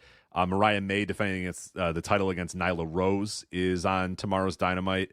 And I think that's it. Let me see if there's anything else that's been announced for Dynamite tomorrow. I think that's all we have. I know Tony was putting some tweets out earlier today, and that's how we were finding out about what's coming up. I think that's it. I think that's all I have. So I'll see if double check here. Yeah, I think that's it so far. Did you see Kyle Fletcher Ishii? I did not. I have not seen that yet. That was the first truly great Tomohiro Ishii singles match in AEW. Remember we talked about how he hasn't really had one? Yeah, just last week. Yeah. No, this was Ishii finally had an Ishii match in AEW. Hell yeah. He hadn't had one to this point.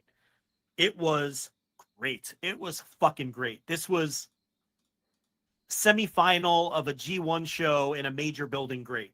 This is semifinal of a G1 show in Corrigan Hall or Osaka, not fucking Bipu or Hamamatsu or something. That level of great, you want to go 4.5 stars level of great. So this was the Ishii and a lot of it was like we talked about, the crowd really treated Ishii like he was a major deal in this one where not every AEW crowd does. So when you look at Ishii last week, he had that match against JJ Gale, and then he follows it up with that match against Kyle Fletcher. So that's why he's a Hall of Famer, because he's one of the greatest workers to ever step in a ring. And Fletcher, they finally give him a win on TV. He loses to Ricochet the week before. And Now he has a match against Okada, which he has to lose. Someone made a good point in our Discord that I hadn't considered. Do you think Okada loses that title before the Continental Classic? Because what are the odds he's going to work like 7 straight TVs? Very low. Very low. That was a great point. That's a fantastic point. Yeah, we're getting pretty close-ish. I mean, yeah, this honestly, I think Fletcher would be fucking awesome to beat Okada, win that title. Like, I'm already at the point now where I'm like, I can't believe we're already here. It's September, and I'm already thinking, yeah, I don't really need Okada to have that title anymore. Let's get the title off of him and move on to something that's exciting and interesting and fun. Like, I would be way into Kyle Fletcher winning that title, defending it for the next couple months, and then going into that Continental Classic and trying to prove himself. Because look, they're doing a show in Australia in February of next year. So you have there's the day that you circle that by this time, February of 2024 or 2025, Kyle Fletcher has to be one of our top guys because we're going to use him to sell those tickets. So I don't know. I could. That's a great point by that person, and I don't know. Maybe it's probably not this week. It's probably not Kyle Fletcher this week, but it's soon. It's soon, and I think that'd be a great title for him if you're trying to give a title to Fletcher and try to figure out how to kind of elevate him slowly to get him ready for that February 2025. This might be a good opportunity to have him win that Continental title. But no, Okada ain't working 7 straight TVs. There's no way in hell. I don't think he literally can. I would be incredibly disappointed to the point of a very angry 20-minute rant where you need to turn down your speakers on the review if Fletcher wins the title. Because Okada hasn't lost the match yet, right? In AEW. And Fletcher is coming off of 1 win. Right. Off of a guy who also never wins matches. Ishii doesn't win matches either. So it's like, that's a horrible way to end that title reign. But it's been a horrible reign, though. It's been such a bad reign. I mean, I don't know. I feel like because Kazuchika Okada holds that title and because he's never lost a singles match in the company, I feel like that title does feel important. Maybe I'm on an island there. I don't think Okada feels important, though. I agree that they have not handled him well, obviously. But to me, the Continental title, because of how great the tournament was last year, and Okada beating Kingston for it, they protect it with the no seconds at ringside, the no bullshit. Okada's undefeated. It's Kazuchika Okada. I feel like the Continental title to me feels more important than the international title or the TV title, whichever channel the men's TV title. I always get confused. TNT title. It feels more important than those titles to me. And if you have Kyle Fletcher, who never wins, coming off of 1 TV win, hand Kazuchika Okada his first singles loss in the company, and win that title, now the title doesn't feel as important to me anymore. Yeah. And maybe that ship has already sailed. Maybe there's more people who are thinking like you, like, the title reign has stunk and Okada's just a comedy guy. I don't want that to be the case, though. I hope that's not the case. You know what I mean? Like that I hope Okada goes out there and him and Fletcher have a fucking awesome match and we can all feel good about Okada again. Rainmaker 1, 2, 3 is the finish. Yeah, it should be. Unless you're just washing your hands of it. If the company has fully decided Okada's just a comedy guy and we're how not. Can they I agree. I agree, but I'm just saying what's gone on so far does not have me hopeful that, like you said, is there any hope? A great question by that person. Do you have any hope that Okada is going to go into that tournament as the Continental Champion and go and have 7 straight great TV matches? At one point, I thought he would, and now I have my doubts. Yeah, right. But maybe they're saving his dates for that. Possibly. If he does have dates, maybe that's why they're saving them. Because they know, okay, that's what's important. And we had to do what we had to do to sign him. But now we got to be smart about this. Pay-per-views, TV now and then, but make sure the back end of the year we can get this guy in that fucking tournament. Because I think that tournament is where you can use Okada being undefeated to elevate somebody. I've been pitching Daniel Garcia for I don't know how long. But now Garcia has this MJF thing. I don't know. But I don't give a fuck who it is. Maybe Fletcher. Maybe you're setting the deck for Fletcher here. Right? Maybe we put a pin in this one. Maybe it's Rainmaker 1, 2, 3. Fletcher's in the opposite block. Okada goes undefeated in his block. Fletcher makes it through his block. And Fletcher gets that win back and wins the title. Can you do the Continental Classic final in Australia, or is that stretching the time too far? Let's work this out. So if the Continental Classic is in, when was it last year? November? Yes. Or October? November. It's in November? I think it ended at, let me see what the whole World's schedule End, right? was. Yeah, I think it ended at World's End, right? When was it was the Kingston Danielson match? When was that match? Yeah, that was World's End. Or Kingston and Moxley. So Kingston Moxley was at World's End. Right. Yeah. So they did it at the last week of December. Yeah, November 22nd to December 30th. And then they did the final at the pay-per-view on December 30th. December 30th, yeah. Could you stretch it to February? That's stretching. That's a big Well, how do we know they're stretch. going to do it in November? I guess we don't. I guess there are, AEW has no rules anymore, so they're probably you're right. We don't know that. What if you do the tournament in December and wrap it up in early January? Sure, you could. What's the date on the Wembley? Not Wembley, the Australian show? February, was it 25th or something? Somewhere around there. And then you got a month build, six week build to the final 15th, match. February 15th. February 15th. 15th. That's not that bad at all. If you wrap the thing up in early January, start it in December, wrap it up in early January, and you build it for a couple weeks on TV. So maybe there's more. Yeah, maybe there's more to this Kyle Fletcher match than just. Now, look, the thing with Kyle Fletcher is, again, if you don't think this guy's going to be a main event player someday, you're a fool. Yeah, you're wrong. Look at all the matches look at the matches and who that he gets and who they're against. Tony clearly is going to push this guy and push him hard at some point. Okay. So maybe, this is the start of it in that he loses this, but we're going to call back to it when he's in that tournament. And maybe he does beat him in Australia. Tony loves to give people hometown wins. He which is logical. You should do that. Yes. So people look like massive stars, right? He loves to do that. So Fletcher's beating somebody on that show. Mm-hmm. So why not? He's have beating him win somebody. He's winning something. He's retaining a title. He's doing something big on that show. He's not just wrestling in the mid card against a dude. It's something. Yeah, and we all know Ospreay probably has hand raised. Boy, I'll put him over, Governor. Yeah, bruv. But, bruv, let me lose, please. And now that Garcia is doing this, I think the MJF feud, if done properly, can elevate Garcia. Okay? So my idea of Garcia being the one to beat Okada, all right, maybe you move away from that and you do it with Fletcher. It needs to be a Garcia or a Fletcher or I don't think the politics matter anymore. It's a Takeshita, right? Someone like that is who it has to be. It shouldn't be Claudio Castagnoli is what I'm getting at. You see what I'm saying? So you got to pick one of these guys who everyone thinks is eventually going to get the big shove. And part of that needs to be beating Okada for that title in that tournament final. Yeah.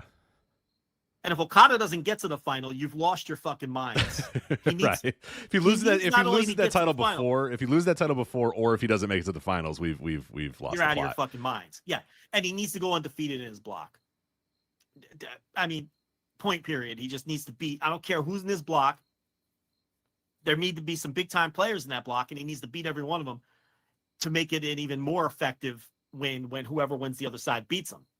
Because whoever wins the other side needs to beat him. And it needs to be a Garcia or a Fletcher or, Takeshita. Those are the three that come to mind. You got anybody else you want to pitch? I mean, you go right ahead. Nah, that's the crew. That's the young crew. That's got to be one of them. I don't think Hologram is right for that spot. No.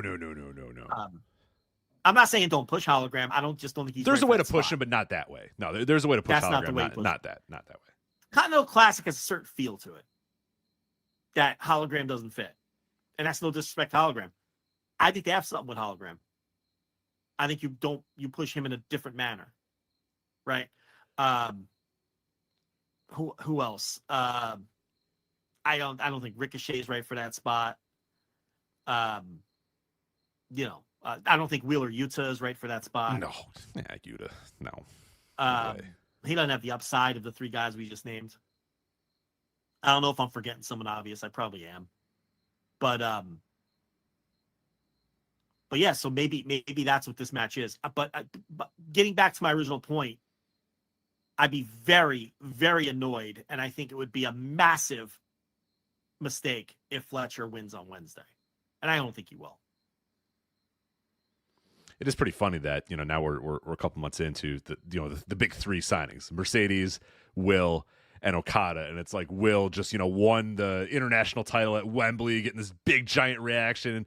Mercedes is in the semi, third from the top in a big time match or whatever, and she's clearly had a lot of fanfare. And Okada, it's like I don't think anybody could have thought that Okada would be like distantly third amongst those top three. You know what I mean? I think I figured that Ospreay was going to be number one, considering he already had that buy-in, and he's just Will Ospreay at this point. Like it felt like just a very clean transition from whatever he was doing to becoming one of AEW's top stars. There wasn't a whole lot else you had to do there. But I did not think that I think Ospreay's been great. I mean, he's been fantastic. I think they've used him. Yeah, they've used him perfectly, and he's been great. So yeah, no complaints there. Mercedes, yeah, I mean, they treat her like a star at least. Like whether the output's been there, like we debated a little bit earlier, I don't know, but they treat her like she's the biggest star, the biggest woman star in the company, and it has made that title feel like the top women's title in that company as well. So that's definitely a credit to her for sure. Yeah. And then it's like Okada, who has the title, sort of, kind of, but it's like he's so distantly third. And I really hope at this point in a couple months we can look back at this conversation and laugh about it, and I hope that they're proved wrong. But as each passing week goes and each passing month goes, I'm like, oh man, I don't know. Now he's like a childlike figure that is in love with Mercedes, and it's like, that. What have they done to my Rainmaker? What have they done to my Rainmaker? He should say, hey, you want to fuck? You fuck me, man. I'm not chasing you. I'm the fucking Rainmaker. If you want to get in bed with the Rainmaker, you can come. But not, oh my God, it's Mercedes. Like we're in like WWE, like Vince McMahon booking a Japanese wrestler territory with Okada. Like he's a childlike figure that's doofy, says catchphrases, and now he has like a childhood high school crush on Mercedes that he's too like nervous to say anything about. Like, it's a fucking Rainmaker. What are we doing here? This is Okada, Kazuchika Okada, man. Come on. The guy's whole gimmick is that he's a rich playboy. Yeah, it's like he's like a modernized version of Ric Flair. That's his gimmick. And we got to turn this corner. Man. It's a total Vince gimmick that they're doing. What they're doing with Okada and Mercedes is ripped straight out of the worst periods of Raw. I mean, do it with someone else if you insist on doing this kind of horse shit. I mean, I prefer you just don't do it at all. But I mean, it's baffling to use Okada in this manner. It went from the bitch guy to now the puppy love guy. And what you don't want to have happen is you don't want your fans to just treat him like the funny guy who has the crush on Mercedes. This guy's funny. You want him to be this guy's funny because then you're this guy's funny for the rest of your career. Yeah, well, you lose the effectiveness of him of everything we just laid out of potentially putting over Kyle Fletcher and Daniel Garcia when he's seen as not, not to mention the millions of dollars you're paying him too. So you probably want to get better return on investment than what you're getting right now as puppy love guy.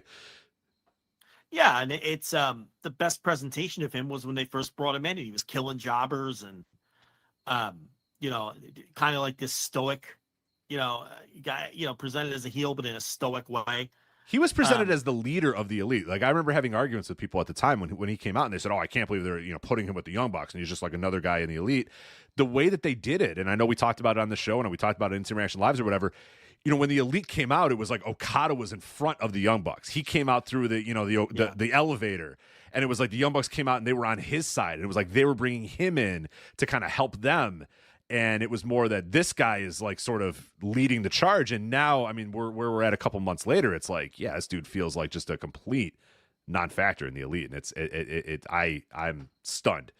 And hell, we're, All Out's coming in a couple days. I don't know. Is he on the show? I don't see that. Probably not. I don't know. We don't know. Maybe. I guess we'll Probably find out not. Wednesday, but it's one of those things where it's almost he's too good at being entertaining for his own good, because it's easy for the writers, and it's sad that we're even saying it's the classic thing. Everybody would tell people, don't let Vince know you're funny, right? Don't let Vince know you can sing, and don't let Vince know you can dance, because the second he knows you can dance or sing or you're funny, then you're a singing guy, you're a dancing guy, or you're a funny guy. So if you go to a wedding and Vince is there, don't dance, because he'll say, oh god damn, that guy can dance, and then you're dancing. Or don't be funny in front of him. Just don't show your hand, because the second you give him that ability, and that happened with tippy top guys too. Kurt Angle at a certain point was just funny guy, and eventually they were able to strip that out of him. But there was a while where he came in, and then Vince found out he was funny and good at delivering funny lines, so he became guy that wears little cowboy hats and plays little ukuleles.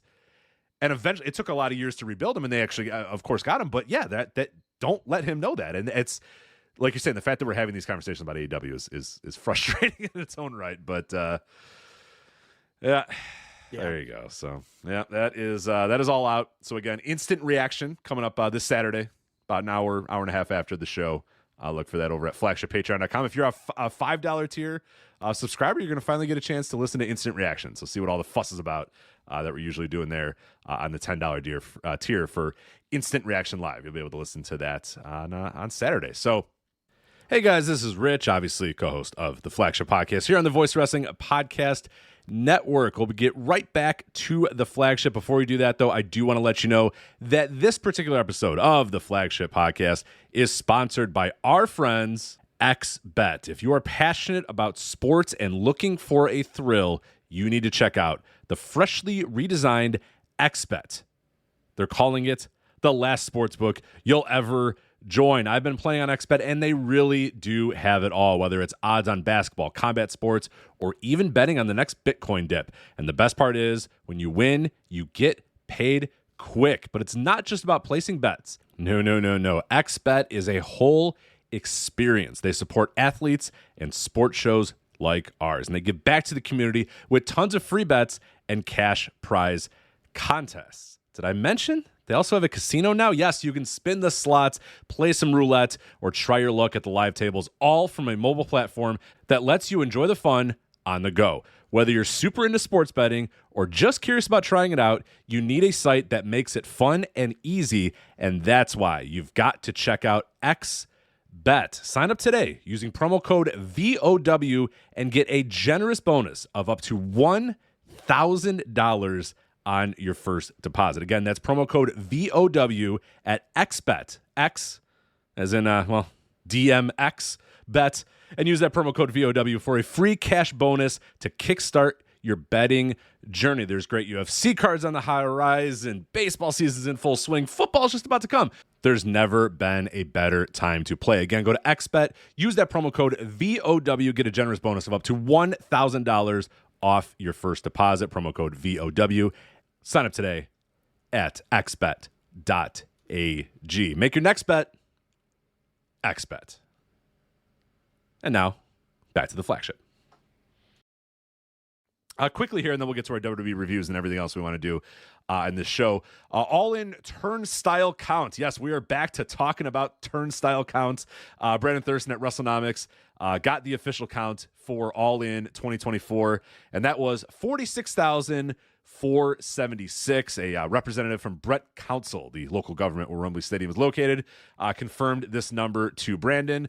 WrestleTix initially estimated the number of tickets distributed for All In was 53,393, and Tony Khan last week said that All In 2024 sold, quote, over 50,000 tickets, but of course they did not mention exactly what number of tickets they sold on the show, nor has that been released by AEW or mentioned on any, post-media calls or whatever. So all that we know, though, is the turnstile count, 46,476, and all the dumbest people will make dumb comments about it, but ultimately, pretty much is completely in line with, and Brandon even mentioned this in his post at WrestleNomics, which is free. You just have to go to WrestleNomics.com to read it, is that the percentage drop from the WrestleTix estimate to Tony Khan's estimate to the turnstile count is almost identical year over year from what it was last year. Yeah. So it's not like they lied differently or they lied at all. It's like pretty much exactly like it was last year. These are just facts. These are just numbers. I love turnstile. I love that turnstile counts have become part of sort of these conversations because unless you're someone who's painfully stupid, like Bully Ray. Have you seen this Bully Ray tweet? Let me read it to you. Oh, no. It seems as if AEW may have slightly exaggerated the All In attendance, just like WWE, WCW, AWA, NWA, ECW, TNA, and then he lists about 19 other promotions. He's basically saying they're no different than anyone else. They lie about their attendance. Here's the thing, and he's basing that, of course, on the turnstile count numbers. See, if you're dumb like Bully Ray, you're using the turnstile count as the official paid attendance. The turnstile count is simply how many people showed up to the venue, which most of our listeners understand that.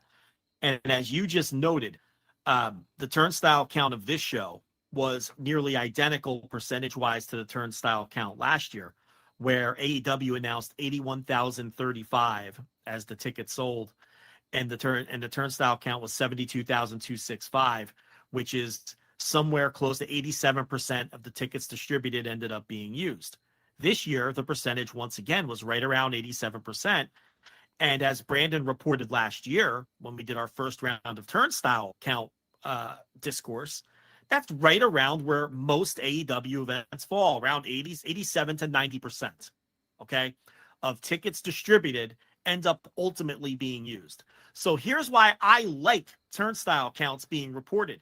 They basically help verify the real number of tickets distributed, because we can basically, if the turnstile count comes in between, say, 85 and 95%, low end and high end, we can measure that versus the tickets that are being reported by the company, and we know whether they're bullshitting or not.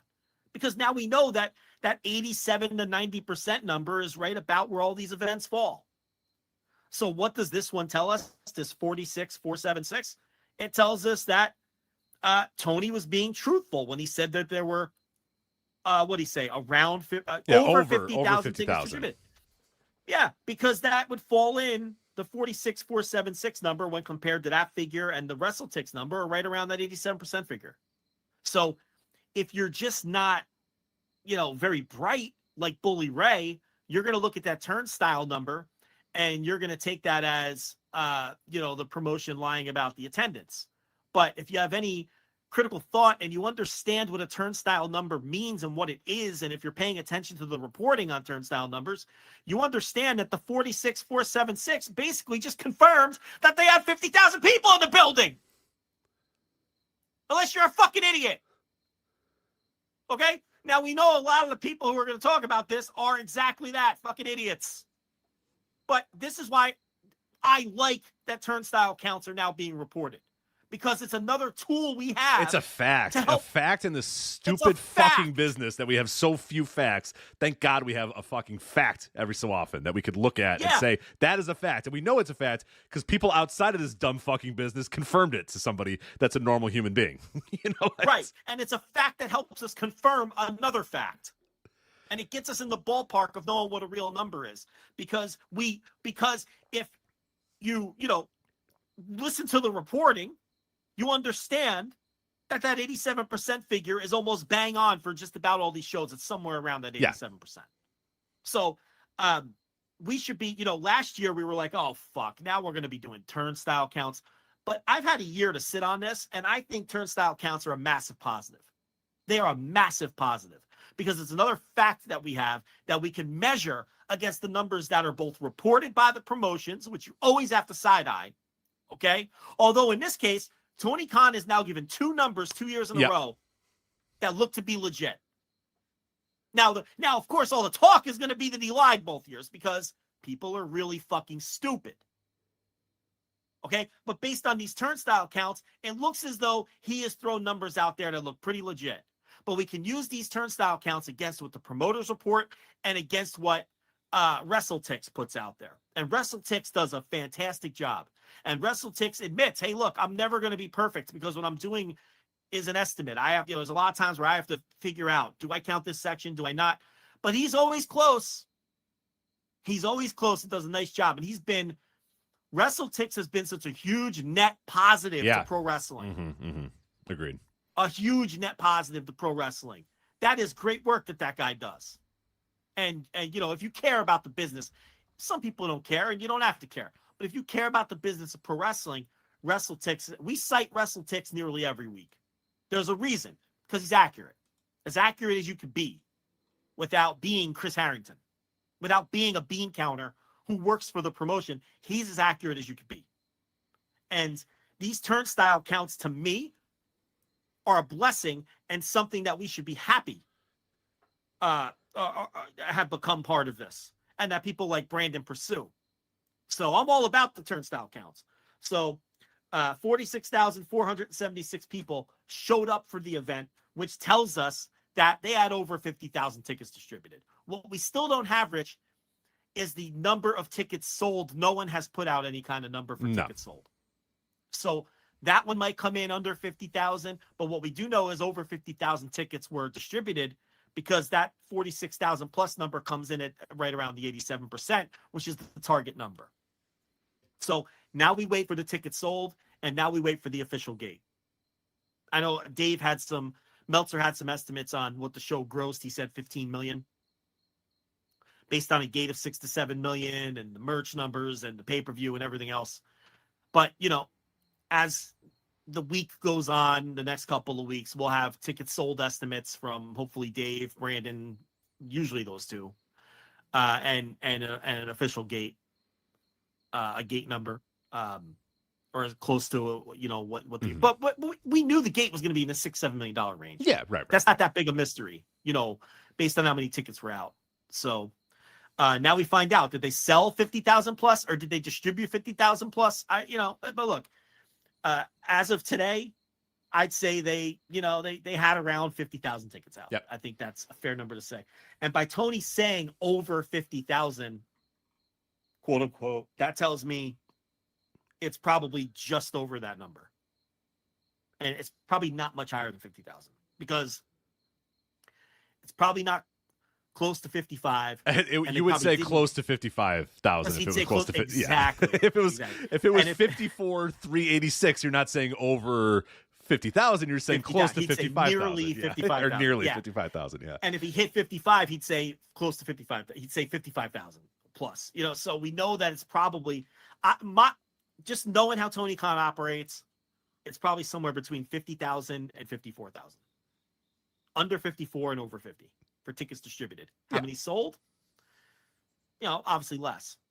So that we wait to find out. But the show was a massive success. It's still in the pantheon of some of the best attended wrestling shows of all time, especially for American-based companies. And I wrote about that in a free post behind our paywall, flagshippatreon.com. Just trying to put in context, for anybody who would even doubt that this number isn't a massive success, we're talking, there's nothing close to this non-WWE. WCW, even in its best days, had a couple Georgia Dome Nitros that were close to this, but not, still about 10,000 off of this. If you want to count WCW doing stuff with New Japan Pro Wrestling or Collision in Korea, I guess you can, but those are kind of weird and obviously very strange in a lot of ways. But in terms of an American company running a professional wrestling show in a stadium, otherwise your comps are Los Angeles and the Chicago territories with Jim Londos or whatever. You know what I mean? Those are your other comps. So it's straight attendance. Yeah.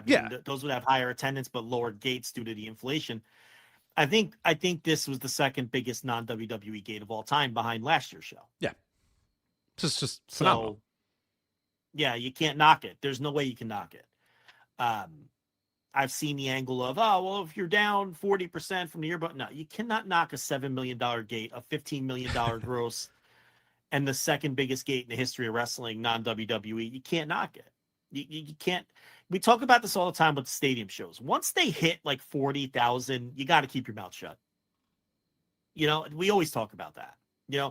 When WWE was running some of those stadium shows and they were tarping half, that one SummerSlam where they tarped half the place in Nashville, I think. Yeah, Nashville. Yeah. It's like, oh, yeah, but they have 40,000 people there. What can you can't really, you know what I mean? There's certain numbers you hit where it's like, we talked about this last year when we were speculating how many people you think they can get. And I think the number we settled on was, 30, 35 is iffy, but if they hit 40, it's golden. You can't knock it, and this one hit 50. So I think it's wise to get out for a year. They'll keep the flame alive by putting Forbidden Door in one of the arenas next year. They haven't said which one. Australia will be ambitious, but I think first time in the country, they'll do fine. Yeah, I think so. And the Texas one, I think, is going to do fine. I think that's going to be seen as... It seemed to reignite. It seemed to reignite, like, American fans saying, like, yeah, I should travel for one of these shows. Yeah, I should go back to the stadium. Like, I could see already in, like, our circle, people being like, yeah, you know what, I'll go to Texas. And, yeah, that sounds good. Already... doing that, and that traveling fan has largely, kind of died off in AEW. Yeah, for sure. And that felt like the first moment where it felt like it again, where people were like, yeah, it seems like an event I want to be at. I want to make sure I'm there for that. So that was, it seems like, to me at least, that's going to be a positive too, for sure.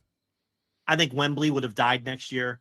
It would have bombed if they did it next year, unless, the company magically got hot between now and then. And I think that we see with Arthur Ashe, that novelty is worn off. So I don't think they need to go there next year. I mean, this year's Grand Slam that's gonna be an embarrassing scenes for them. They're gonna have 5,000 people there. I don't even know if there's a way to shoot that place where there is not. Yeah, not a good way. That's gonna be embarrassing. So they and we saw signs of that one. The first time's always going to be the biggest time. And they had 20,000 or close to 20,000 in there. That was their biggest gate for the longest time, right? Before Wembley. And, that has had diminishing returns. That one was 1 year too long. Maybe they learned their lesson with that one, and it's why they're going to take a little break from Wembley. I don't know if WWE can stick their beak into Wembley or if the Khan family political connections will prevent that. Yeah, they're trying. Little guy with his little belt. Yeah, they're trying for sure. But yeah. So we'll see if the Premier League connections and the Khan political connections can kind of prevent that. So that's going to be interesting to watch play out. And if WWE, whatever building they're run, they're going to fill it. And we'll see how Forbidden Door does next year. But the epilogue on All In was, another great success. And they didn't do it 1 year too long. Next year probably would have been. Yeah, next year we'd be talking, they had 31,000. The gate was, 3.5 million. But man, did it look terrible on TV and the pay-per-view. Then we'd be having, I have a feeling we'd be having a rough conversation. I think they are getting out at just the right time and kind of recharge the batteries. And again, you keep the flame alive with Forbidden Door. Those fans could fill up whatever bill. In theory, they should be able to fill up an arena for Forbidden Door. Oh yeah, for sure. Let me tell you something right now. I know Tony pays attention because he goes to the shows, and I'm sure Andy is in his ear. But you got to give Tomohiro Ishii a big time match on that show because he's over there. He has to have. You can't put Tomohiro Ishii in an intergender mixed fucking tag in the pre-show on Forbidden Door next year. He's got to be in a featured match if you are really truly playing to the market and trying to sell tickets, because he's a legitimate star for Rev Pro over there. So I guess that's a conversation we'll be having in a year. Definitely. So all right, that's AEW. So let's move over to the world of WWE, as they had two big shows this week. The Bash in Berlin pay-per-view, as well as No Mercy, NXT No Mercy. So we got to do it. I watched them, you watched them, so we got to fucking do it. So let's start. That bad? No, I they didn't were think fine. they were fine. They were fine. They were Yeah. perfectly fine wrestling shows. I mean, I've got my gripes, of course. Certainly, certainly do. Yeah, we'll start with Bash in Berlin. First? Yeah, Bash in Berlin, because we'll go chronologically, because that was on Saturday. Obviously from the Uber Arena in Germany. I love that they didn't announce the attendance, but they said the highest grossing wrestling show in Germany, and everybody went, yeah, And I'm like, why are you cheering that you paid a lot of money for your tickets? Because that's essentially what they just announced. It's like, that's what they just told you. It's one thing to like say, hey, we're a part of history. 76,000 people. Oh, that's cool. I'm one of the 76,000. But they said, thank you all for because if you weren't tracking this, like the tickets were fucking enormously expensive, like just crazy expensive. And they just bragged about it. Hey, we sold a lot of fucking we these tickets we sold them for a lot of money. So thank you guys for helping us gross the most money that we have for a show here. And everyone's like, yeah, I paid. These people paid. So many people much paid for my ticket. Yeah. Some of these people paid like $178 per match. Yeah. Yeah, I just thought that's so funny when they had the forget the guy's name, the German commentator be like, highest grossing event. They're like, yeah. I don't know if that's something I would be super proud of. Like if the White Sox came out and said, we just we sold. We built you guys for record profits tonight. Right. Yeah. Give yourselves a hand. Yeah. Woo. Like I don't know that I'd be super excited about that. But anyway, opener here. Cody Rhodes and Kevin Owens opening the show here. WWE Undisputed title. I thought this was pretty good as far as WWE PLE matches go. This was one of my favorites in a long, long time because low on bullshit. Two good workers, good story, good match story. I know there's one gripe I have about the end, which we'll get to in a second, but I thought all in all, like as far as, most of these shows go, and I really end up not really liking most anything that they do because I think most of the big matches in that company kind of stink. This one was pretty damn good because it was, I thought, just Cody Rhodes and Kevin Owens having a good wrestling match. So did it go a little long? Yeah. And do I have a gripe? I do. But overall, all in all, I thought this was solid. Where'd you stand on Cody and Kevin? That's a good match. Not a great match. The whole theme here was Cody's leg. And then Owens had an opportunity to go after the leg when it was weakened towards the end of the match. And he did the typical WWE overacting and like, I can't do it. Cody's my friend. I don't want to do it this way. This is an epidemic in American wrestling. We got to stop this. It really is. We got to stop I don't want to hurt my friend. No, stop. Please stop. Yeah. Just hurt your friend. I mean, in some cases, it's I don't want to hurt my bitter enemy. Right. It's, at least this one, they're friends. Right. Like MJF is, Will Ospreay hates MJF and Tony Storm hates Mariah May. Those bothered me more than this one. And then but Cody, Joe, obviously, Tony still loves Mariah. That's why she did it. Oh, fuck off. Eat shit. Tony's a moron. Tony's a fucking idiot. Yeah, your babyface is a fucking idiot then, yeah. You shouldn't, she's a fucking loser if she still has love for this person. Come on. Remember when Kenta Kobashi, stared at his hands and said, I don't know. I like this man too much, and I really, I can't use the burning hammer on this man. Should I use the burning hammer? Yeah. So, Cody Rhodes, obviously he retains, and then he put Kevin Owens over in the aftermath. He tried to raise his. Did you see that little touch where he tried to raise Kevin's hand, and Kevin's like, "No, I raise your hand. You're the champion. You're the." You're waiting for Kevin to just level him with a fucking lariat. I was waiting so long, and then they just went to black, and I went, "Oh, okay," which is, I guess, good booking because I'm sitting there, I'm like, "Oh, here we go, and then they just went to black, and I was like, "Oh, all right," but maybe they'll build it up for later. Well, they won't. It's as we speculated. They needed a placeholder defense in between the Solo Sikoa stuff or whatever they're going to do there. So, I mean, we nailed it right down to the opponent. We knew it was going to be Kevin Owens, and it was. And I think this is just what it is. I mean, I think we're done here. So, just two pals out there jostling for the title, and one wins. And they had a good match. Again, not a great match. I'd go like 3.5, 3 3/4 if I had to put a star rating on it.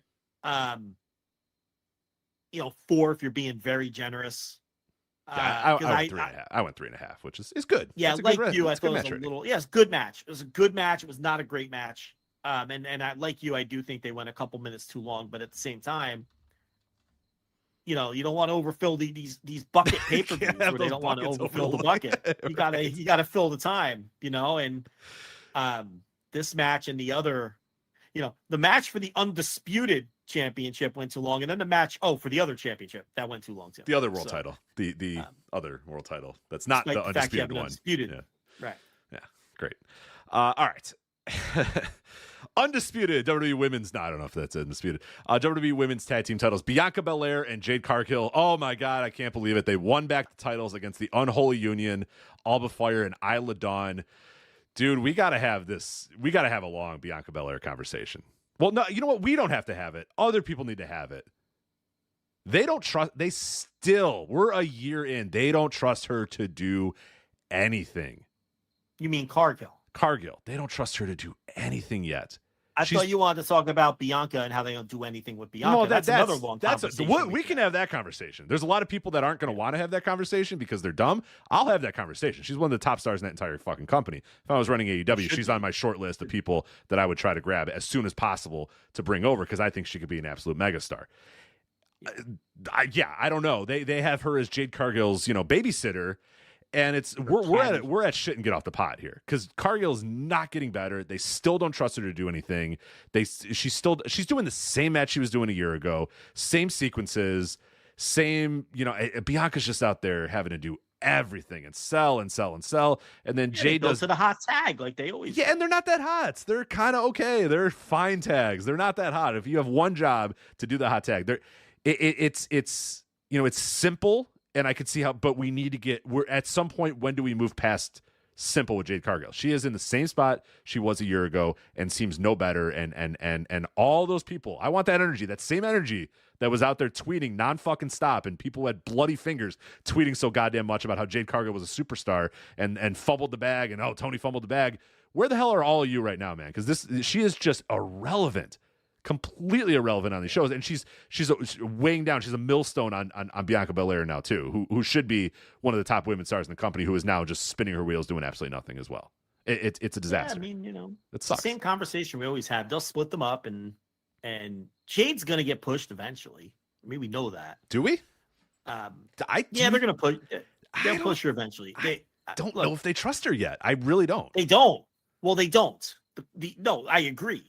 But eventually they're going to push her. So and you know what? It isn't going to matter. Their fan base is convinced that match quality doesn't matter anyway. So, just go in there, do your signature spots, everything. It's never been easier to be over. But they do not trust her to have singles matches, let alone long featured singles matches. That they clearly don't trust because she'd be doing it if they did. I think like we talked about last week, they're probably dragging out the split to where they can build it to a Mania match, which is a long time. It's fucking September. Yeah. Now we know the only reason they lost the titles is they wanted to give one of the hometown wrestlers a win on when they were, for Fire and Dawn. That's all that was. So we knew that they were going to switch the titles back. I thought they'd probably do it just on TV the next week or something, so they at least waited till the next pay-per-view or 2 pay-per-views later, or whatever it is. Yeah, so I don't know. Now you just drag it out because eventually these two will split and feud because that's how these things go. And Jade will probably come out on top, and she's going to do it as a heel. She'll be a heel when they do the turn. And because that's the way it works best with these two, I would say. And then she'll have her heel singles run, and that'll go on for who knows how. With Triple H, who knows? It'll go on for 2 years, and then she'll have a big babyface run at some point. I don't have any doubt of it.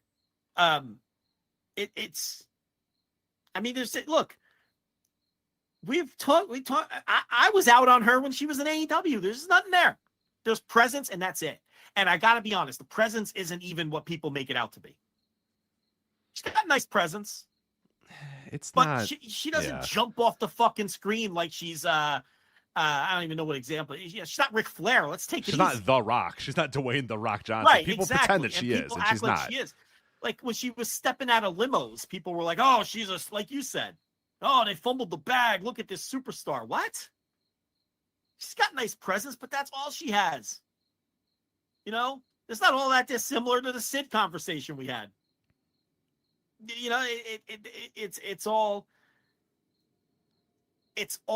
sizzle, no steak. Is that the best way to put it? Yeah. It's all sizzle, but then there's no steak.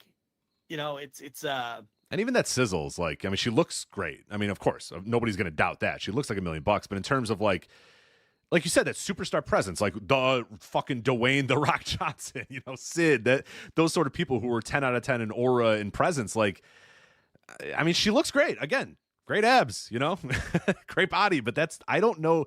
Beyond that, I don't think that charisma is what it is. And that aura is what people think it is. I think people see a gif of her or see an image and go, oh my God, look at that. But in practicality, again, I think it doesn't quite overplayed too to some extent. And she's a very one-dimensional promo. Cut the shit, Tony. Every promo in AEW. I mean, because there's not much else there. I mean, could you see her standing in the ring on a Raw doing a 12-minute? No, God, no. Hold the mic, emotional promo, something out of what we've seen from her. Something out of just a shit-talking, cocky, because she can do that for 90 seconds. Right. Being a cocky shit talker. She could do that. And it's effective. Can she do anything else on the mic? Remains to be seen. My guess would be no. They don't trust her to work singles matches at all, or she'd be working them. She hasn't seemed to advance at all, bell to bell. It's the same old shit. And very careful as well. Like, she's always the hot tag. Very careful and very minimal, very minimal time in the ring. Like in this one and most of these tag matches, Bianca's doing 99% of the match. And then like in the final 2-3 minutes of the match, that's when Jade comes in and basically just does her, the hot tag, just shoulder blocks, all the basic stuff. But they don't trust her. They don't trust to ever flip that script ever and say, you know what, tonight, Jade, you're going to have to try to be the, well, they're not, what's probably happening, I don't know. Maybe they're, and they do.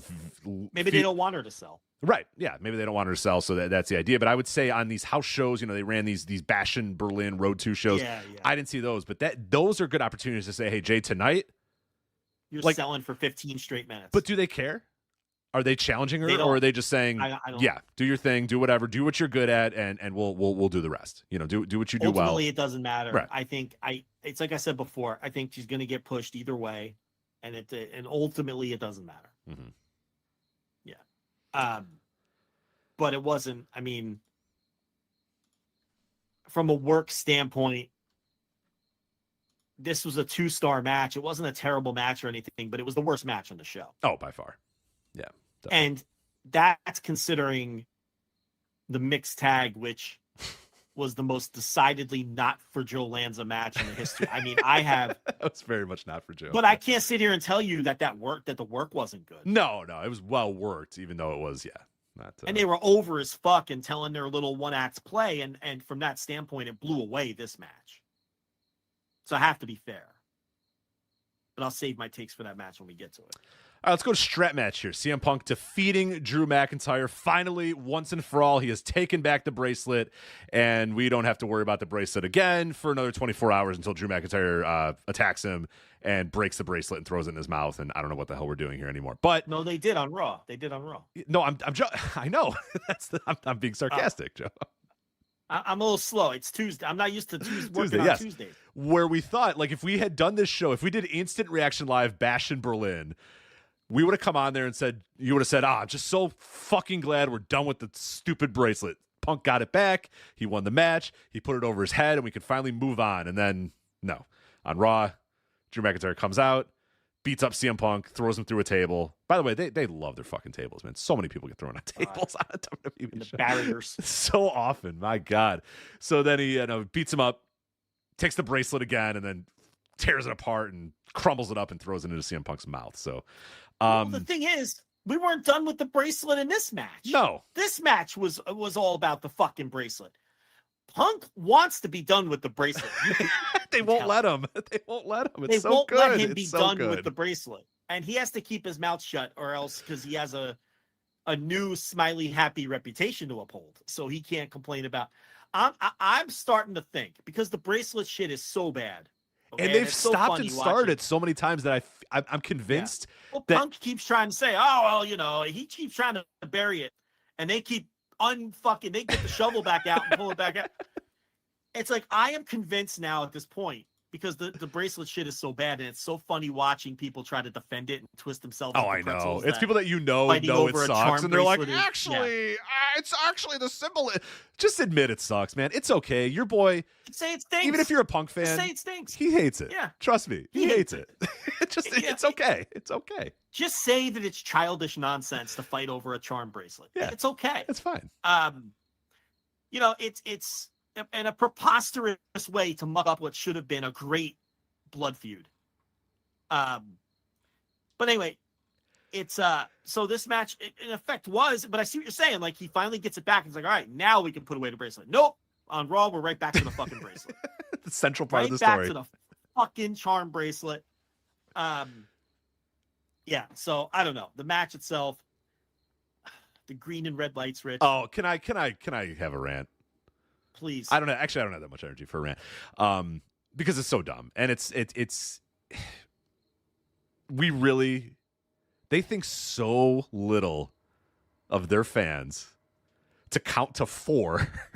You know what I mean? To have any awareness of what's going on in this 20-minute match. No, not at all.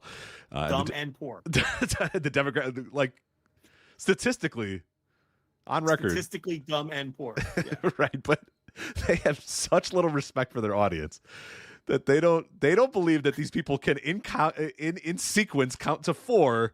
So they decide, all right, we need red and green lights so that when Phil Brooks slaps this corner, it goes, and they didn't do the buzzer. People said they should have done the buzzer, and they didn't do the buzzer. That would have been even better if they did the buzzer. But instead, a light comes up. At one point, the light was not supposed to be up, but it was up, and the announcers were like, I don't think Drew actually touched that. Wade Barrett is trying to say, I don't think that red light should be up there, Michael Cole. I don't think he touched that corner. And it's just like, these guys are talking about lights on the corner. What the fuck? It's a strap match. Just beat each other with a fucking strap. You know what I mean? It's bad enough to do the all 4 corners gimmick, which is always bad and always dumb. Always bad. Always bad. And always has some... And oddly enough, always has a dumb, convoluted, overbooked finish, but this one didn't. Yeah, this one was actually the most straight strap match where all 4 for a 4-corner finish. It was a pretty straight finish. Because usually it's like the heel is touching corner 1, but then the babyface behind him is also touching the corners, and then something dumb happens in the 4th corner, whatever. This one instead, the one they love is they both have 3 touched, and the heel might be about to touch the 4th, and the babyface jumps over the heel's back. Yeah, and either steals it or accidentally knocks the heel into it. It's always some dumb shit. Stupid match. But this one, I have to listen. The 2 go to sleeps, that was pretty fucking gnarly. Okay, he hits him with the 2 go to sleeps and just slaps that last fucking corner, right? Like he's slapping a domino down on the fucking table. The finish was good. I'm not gonna knock the finish here. Anyway, go ahead. No, it all worked. It definitely worked. I mean, I thought the work was a little bit more methodical than I wanted, and they still and not nearly nasty enough. There's not enough nastiness in this feud, and it's like I feel like we're supposed to like all the build was about nastiness, and all this. The idea is nasty, and yet when they go in the ring, they're just I don't know if it's a chemistry thing or if it's just this is the WWE house style now, but like that's what it is. I just figured that with the strap, it was going to be like they have no choice but to be nasty, and they still found a way to just have a perfectly WWE match. We're playing on the table. No heat, we're slamming each other on the table. Everyone's always fucking slamming each other on fucking tables now in this company. But yeah, there was no real heat, no hate. And Punk felt no hatred. No. And Punk got the go to sleep, got the win, grabbed the bracelet, held it over his head, and went, yeah. And the fans went, yeah. And then it was irrelevant 24 hours later. It was all about the bracelet. Right. It's about the bracelet and not the hate. Yeah. I felt WWE style cartoon hate is what I felt here. You go back and watch Bryan Danielson, Ricky Starks, you felt some hate. And you know what's funny about that? That wasn't even Danielson's feud. That was Punk's feud. Then Punk got fired or quit, whatever happened there, right? And Danielson steps in, and even though it's not even his feud, he understood how to work that match with some hatred. And Starks understood the right. We got whipped in the. And Starks needed to say, "Whip me as much as you need. I don't fucking care. Whip me in the face. Whip me in the back. Bust me open. I don't care." And we saw what his body looked like after that match. It was That's right. one of the more violent matches I've ever seen live, where that noise of that strap hitting him, you know what I mean? Like it just everybody wincing when it's happening. That's what these are supposed to look like now. And that I talked about it in my preview is like the standards for dog collar matches, the standards for strap matches have been upped a lot in the last couple of years. And are these guys going to be able to match that? They didn't even try. They didn't even bother. They just went with, we're going to have a normal WWE match, and occasionally we're going to hit each other with a strap. But none of that hate, none of that heat, none of that stuff that really make this feud, which is now to me sputtering and going nowhere. I'm ready to call it a bad feud now because I think it's getting really dumb and convoluted. It's what felt like, oh, this is the best feud in this company, and oh my god, they're really firing all cylinders here with these promos and this it now what is this cartoon feud? hate? Yeah, that's the problem. Is this car? I'll give you another one. Did you see the Bull Terrier match, which is a strap match between El Hijo del Fishman and Mascara Sagrada NG? Right. Yeah. I think I reviewed that one. But I did. I reviewed that one behind the paywall. And you told everybody to watch it, and we all found it and I think most of us went and found it and watched it. And yeah, that is now that was four corner rules too. Yeah. But did you feel hate when you watched Yeah, those guys are just drenched in blood. Did you feel the hatred between Mascara Sagrada NG, El Hijo del Fishman, and their fathers? Did you feel the hate? Yes, of course. It came through. Like they're throwing each other into empty chairs.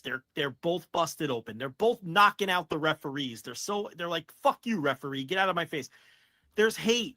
Which is what I said they should have done at SummerSlam.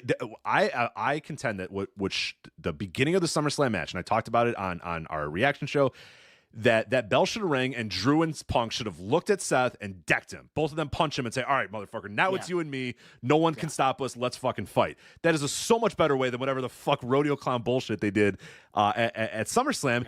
And now I thought on this show, it's like, okay, they gave you the strap thing. There's no way they can't make it that now. And they still found a way to not make it that. So it's like, all right, now I know where we're at here. I know the score. I'm good. You think CM Punk had this in mind when he proposed the strap match? No. There's no way Punk had this. Of course not. But you have to do this neutered sports entertainment, cartoon violence type of strap match in this company because that's the limits that this promotion puts on you. So this is what you end up with, where it's perfectly fine. There's no real intensity. There's no hatred, right? And I know, we do get some WWE hardcores who listen to this show, mostly on the YouTube side. We don't push the YouTube side real hard or anything, but we have some regulars who, they yell at us in the comments on YouTube and stuff. And I recognize the names every week. But we do more than that. We do 99% of our listens or downloads on the podcast side. And then there are some dedicated YouTube listeners though. And a lot of them are WWE fans who do push back on some of the points that we make. And I think the point I'm going to make is they're probably baffled at our breakdown of this, but I don't know necessarily if your only frame of reference is WWE, you might have thought this match was intense. You see, you may have thought that this match had a lot of hatred. So I'm almost I almost get it. Because I also saw some reviews of this match where people were like, wow, that was real nasty and intense. And I'm like, no, it wasn't. Yeah, no, you should watch some more wrestling. Especially by strap match standards. But how many of these people have seen El Hijo de Fishman versus Mascara Sagrada NG? Very likely zero. Very likely zero. Very likely zero. How many saw Bryan Danielson, Ricky Starks? Maybe 50%? Is that too high?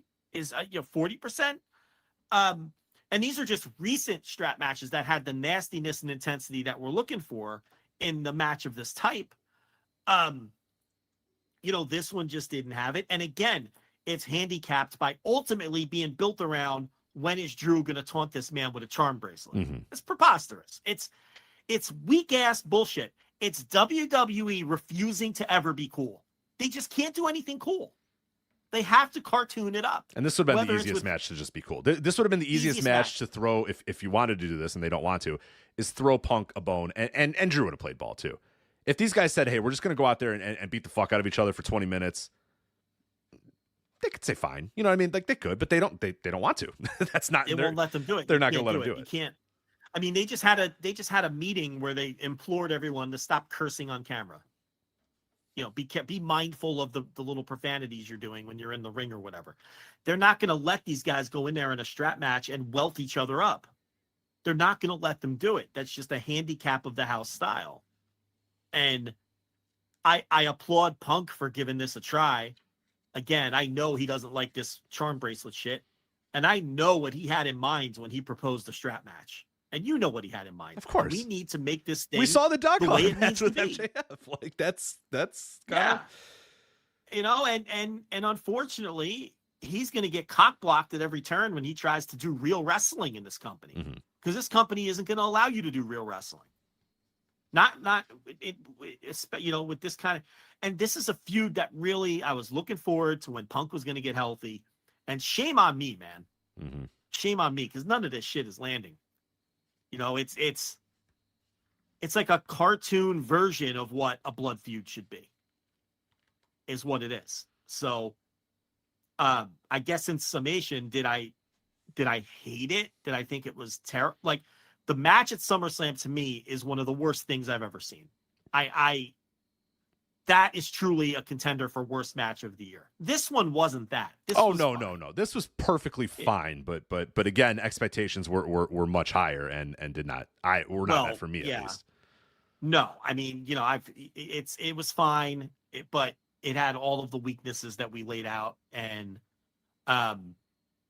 you know, I mean, I guess I could see this landing for someone who strictly watches WWE or somebody who's a WWE fan and maybe drops in on AEW now and then. And I know that sounds like I'm talking down, but I could see where it might land with someone like that. But even then, this didn't feel all that physical or anything like that. It didn't, and I didn't feel intensity coming through my screen, you know, and the lights in the corners that's just so WWE to just, it can't be cool. They refuse to just let something be cool.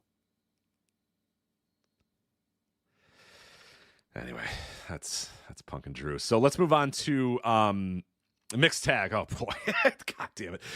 The Terror Twins. Speaking of refusing to let people be cool, the Terror Twins, Damian Priest and Rhea Ripley versus the Judgment Day of Dom Mysterio and Liv Morgan. Yeah, this was like you said, decidedly not a Jolanta match, and I get that. I get that for sure.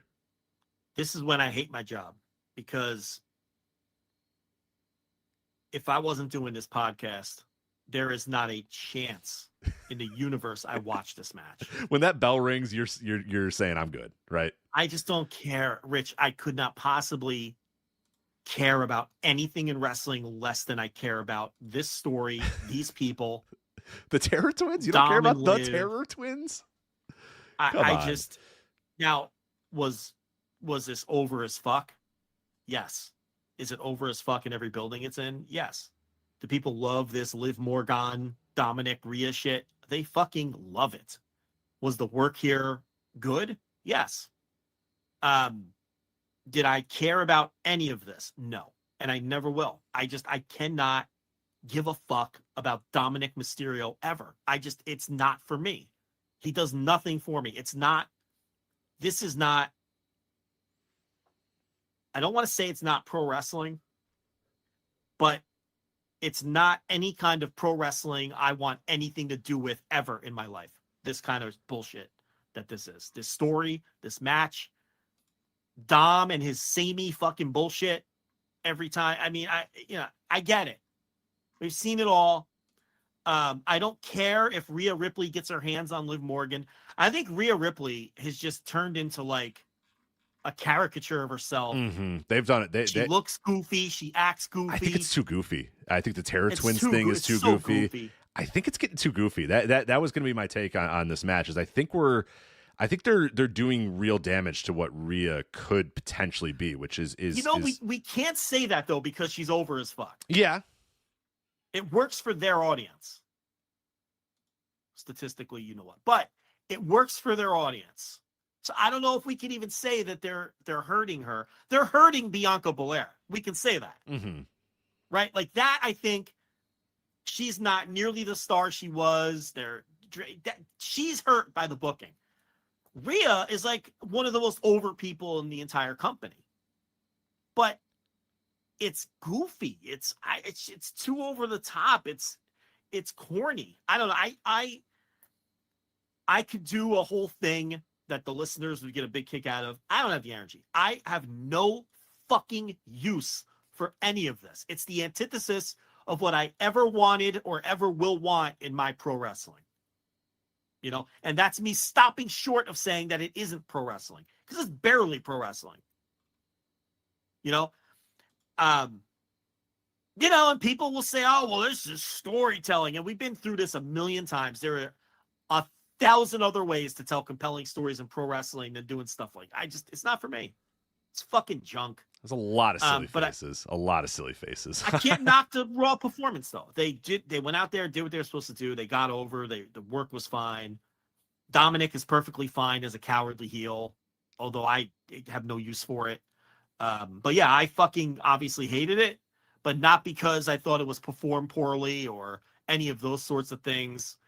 It was exactly the match I thought I was going to watch. When they hit the ring, I said, yep, I know exactly what this is going to be, and it's exactly what it was. And it was, like you said, less of a wrestling match and more of a one-act play we're doing moves of physical nature, but it's really, the point is just let's make silly faces and point at one another while the crowd goes nuts. Yeah. So I guess fuck me, they're what they're doing works. I don't know anymore. It's not, I don't know anymore. Yeah. I've lost the plot. Not them. Me, I guess. But anyway, let's get to the main event now. Gunther defeating Randy Orton, 34 minutes, 28 seconds. God. Can we shave about 15 minutes off of this fucking shit? But you needed... tell the same exact story. Yeah, you needed the wrestling, though. Minimalist wrestling, Joe, at its finest here. Did we need 35 minutes? No. Did we need 35 No. We did not need a classic vintage Randy Orton match. No, I did not need a vintage Randy Orton match. One of the things that we questioned in the preview here was this going to be a Gunther match or was this going to be a Randy Orton match? Oh, my God, did we find out which one this one was? And it was a Randy Orton match in all the ways. It's weird because this was... Gunther isn't German, right? Isn't he Austrian? He's or Austrian, something like yeah. that? They tried to say right over the border. He was born right over the border. But but Germany, but he's like it's almost like a second home to him. Right. The idea is that he got over in WXW or whatever, so he's a superstar in Germany, which is fine. That's fine. It's fine. It's almost like Tony Storm, Australia and the UK. There's a bunch of people like that. But so the point here is the hometown guy. They had to kind of position him as the babyface in the match. So I understand on paper why you would want to have Randy Orton methodically work the guy over and have Gunther work from underneath. The problem with that is that doesn't play to Gunther's strengths at all. So while in a pro wrestling sense, I could totally see why Randy Orton, of all people, would get back there with the agent and be like, yeah, we got to work him over and really work these people into a tizzy, and we got to work them over. And I'm going to build them down. I'm going to break them down and build them back up again. I mean, that's what it was. It was, I got to get these fans to not make noise so that I can make them to make noise again. Is classic kind of Randy Orton main event level bullshit that everybody says is good, and I don't know if it's actually that good. But it's especially wrong here because Gunther's not El Generico. His strengths aren't in selling for 20 plus minutes and then, making it and selling an arm for 20 plus minutes and then making a comeback. And I could swear they forgot which arm was being worked over halfway through this match. I at different times he was selling the right arm, the left arm, but that's neither here nor there. That could be me missing something. And then he stopped selling for a little bit too, as he did his I'm stopping the mat to get ready for my fight and whatever. Fine. No. Gunther with the arms, I meant. Gunther I see what you're saying. Orton at one point was, Orton. But I see what you're saying. Gunther, yeah, okay, I got it. I thought Gunther was selling one arm and then switched to the other and then but I don't remember. I don't know. Yeah, I don't remember if he switched arms. This match was so long and so boring that it was hard to ascertain. But I just thought the psychology was all off from that standpoint. It was what you would traditionally do on paper, but it's not really what you want to do with Gunther. I think they would have been better served to go back and forth and have a slugfest with each other. Like you said, maybe do more Gunther's match than Randy Orton's match. But they did a full-on 100% Randy Orton match. And the thing about doing a full-on 100% Randy Orton match is Randy Orton is very fucking boring and never has good matches. That's the problem with doing a full-on Randy Orton match. And I know that this is another instance where we're doing this revisionism and retconning people, like kind of like we just talked about with Sid last week. But this idea that Randy Orton is all of a sudden some super worker who has great matches because he works methodically and he does. Randy Orton, no doubt, works methodical and minimalist. I agree, people. Yeah, and technically he's a good wrestler. He does everything well. He's one of the worst good wrestlers ever. Yes. Correct. And the problem here's what people are missing with this. Okay. There's a lot of different components that make up a great match. Good, solid work. You have two people who know what they're doing, and the work in the match is good. And Randy Orton's work is always good. Would you disagree with that? No. He is as technically sound as they come. Absolutely. Yeah, there's no doubt about that. Rarely fucks up. Rarely feels like he's out of place. Like, no, he's very good in that sense. So yeah, good work is an important component of a good match. There's of a great match. There's no doubt about it. All right. It's very hard to have a great match if the work isn't good. I've seen some great matches where the work wasn't good, but it's one thing that you almost always have to have is some good work. Number two, you got to tell a story in a match. It's very hard to have a great match if you're not telling a story. Not impossible. I've seen great matches that didn't tell a great story or didn't tell a story at all. But if you have really great work and you tell a good cohesive story, you're on the right path. And I think Randy Orton tells very easy to understand and cohesive stories in his matches. Would you agree with that? I would very much agree with that. Yes. Okay. So we're all on the same page here so far, right? The guy's work is solid as fuck. The guy tells good, cohesive stories that make sense, like we just talked about. Gunther's the hometown guy. I'm going to beat that guy's ass, and I'm going to work on a body part, and we're going to make the hometown guy work from underneath. That is a good, solid and I'll story attack his arm because his most powerful thing is those chops. So if I can take those chops away, I'm on easy street. Everybody who watched this 35-minute match understood the story being told. Randy Orton always nails that. Okay? Every time. There's a couple other things that make up a great match. One of them is selling. I think in general, you have to have some good selling to have a great match. You don't always have to have good selling. You don't always have to have any of these things. But when you have all of these things, it's usually the formula for a great match, right? I don't have any problem with Randy Orton selling. I think he sells pretty well. I think so too. Yeah, for the most part. Yeah. I think his selling's a little overrated. People go a little crazy with Randy Orton selling sometimes, but I don't have any problems or issues with his selling. Now, in this match, he didn't have to do much of it because the story here was he was in control for the majority of the match. There's a fourth component to me that makes up, that helped make up what is a great match. And that is excitement and drama. And is it a good visceral experience? Is it exciting? Does it get you up off your couch? Are you on the edge of your seat? Is it dynamic? Okay. And that is where Randy Orton never delivers ever in his entire 20+ year career. It's where he always falls short. Always. And that's what prevents his matches from going from good to great, because he's technically sound. He tells a nice story. There's never anything wrong with the work. And his matches are always dull as dirt. Dull as fucking dishwater. Every single time. Okay? This guy's been wrestling for almost 25 years. And you can rattle off on one fucking hand, the great matches that this guy has had. And 2 of them were with Christian. Like 2 of the 5 were with Christian. And the other one that everyone's screaming about right now happened in 2004. The one with Mick Foley at Backlash 2004. Yeah. Because you're saying it at home. You're saying, well, what about the Mick Foley match? That was in 2004. By the way, 20 years ago is when that match was. And the reason that we recall them so easily is because there's not a lot of them. Yeah. Yeah. Okay? There's not a lot of them. There's no hidden fucking gems on this guy's resume. Okay? We can't just stop at, yeah, he's a good sound worker who just isn't really interested in going out there and having a truly great match. Because that's what he is. We can't just stop there. We have to do this thing now that's become a trendy thing. There's sort of this, I don't know, maybe it's an anti-mark culture or a smark. Anti-smark culture. They call them marks because that's the most misused term in wrestling vernacular these days is mark. Anyone who uses the term mark like without any irony, you know they don't know what the word means. And it's an instant clue. It's a tip-off. You don't have to talk to that person because that person doesn't understand wrestling if they the way they throw that word. It's the most misused word. But there's like this anti-smark mindset out there right now that's become very trendy, and not just among WWE hardcores. Those people are phonies. If Paul Levesque went on a conference, a press conference tomorrow, and declared that WWE had the greatest bell-to-bell wrestling and their emphasis is going to be all about great matches, then those fans would be all about great matches. They're just phonies, those people. I'm talking about people who in theory would know better. There's sort of this new thought, this anti-smark thing, this anti-work thing, this anti-good match thing. And I don't know what it is. I don't know why that trend has developed. Not here. That ain't going to happen here. Okay? We're not going to do this thing where where good matches not only don't matter, but are unpreferred. That we're not doing. It's ridiculous. Not on this show. Not in this space. Okay? That's not going to happen.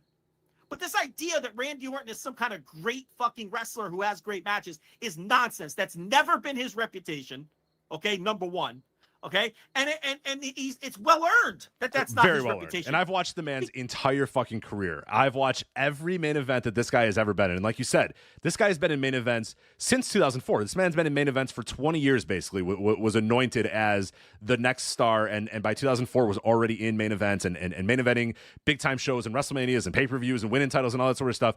And again, if people want to shout out great Randy Orton matches, they're always gonna tell you Christian, Cactus Jack, WrestleMania 30 three-way with Dan O'Brien and Batista. And I guarantee you that's the list that they're going to give you. That man has been on main events for 20 years, and people give you the same 4 matches over and over and over and over and over again. And that says a lot. It's not about great matches, allegedly, anymore. Like, it's this weird thing where people are like, oh, and look, and I'm not saying the guy stinks. Oh, I get it. No, I get what he's doing, and I think it's good. I wouldn't say I think it's good. I get what he's going for every single time. For 20 years, I've gotten every single time what Randy Orton's going to go for. But the problem that I always have is that a Randy Orton match is a Randy Orton match, and it always feels the same. And I thought at some point that doesn't matter anymore, and now that's good to do the same match every single fucking time, and do like that. To me is the biggest indictment of Randy Orton is that essentially over 20 years. No matter who his opponent is, save for a couple of matches here and there, he's going to have exactly the match he's going to have and has had exactly the same match 1,000 times over. And this Gunther match was, Randy Orton's had this match in his sleep. It just happened to be this was the guy at the time was Gunther. And that, to me, speaks to a guy that should, with all this time in the business, should be able to say, hey, no, you know what? Bash in Berlin, this is your moment. Let's you got to chop me. Yeah. Whatever you got to do, let's get you over, man. No. He said, here we go. Here's the match we're going to do. I don't really want to get shot by you all that much, so I'm going to work over your arms so that you don't chop me very hard. You got it? Cool. Yeah. All right. We're going to do that for 35 minutes. I'll put you in headlocks, and then you're going to win by referee's decision. So I'll put you over in the end, but I'm going to work the match essentially with me in complete control and you working underneath. And that's what we're going to do. And again, like I said, the signature of Gunther is those chops. And some people will tell you it's good, actually, that Randy Orton did a match where they didn't do the chops. But I'll tell you that I know what the score is and I know what this is. It's Randy Orton didn't want to take any chops. So his idea was, let's do a match where I work over your arm so you can't chop me.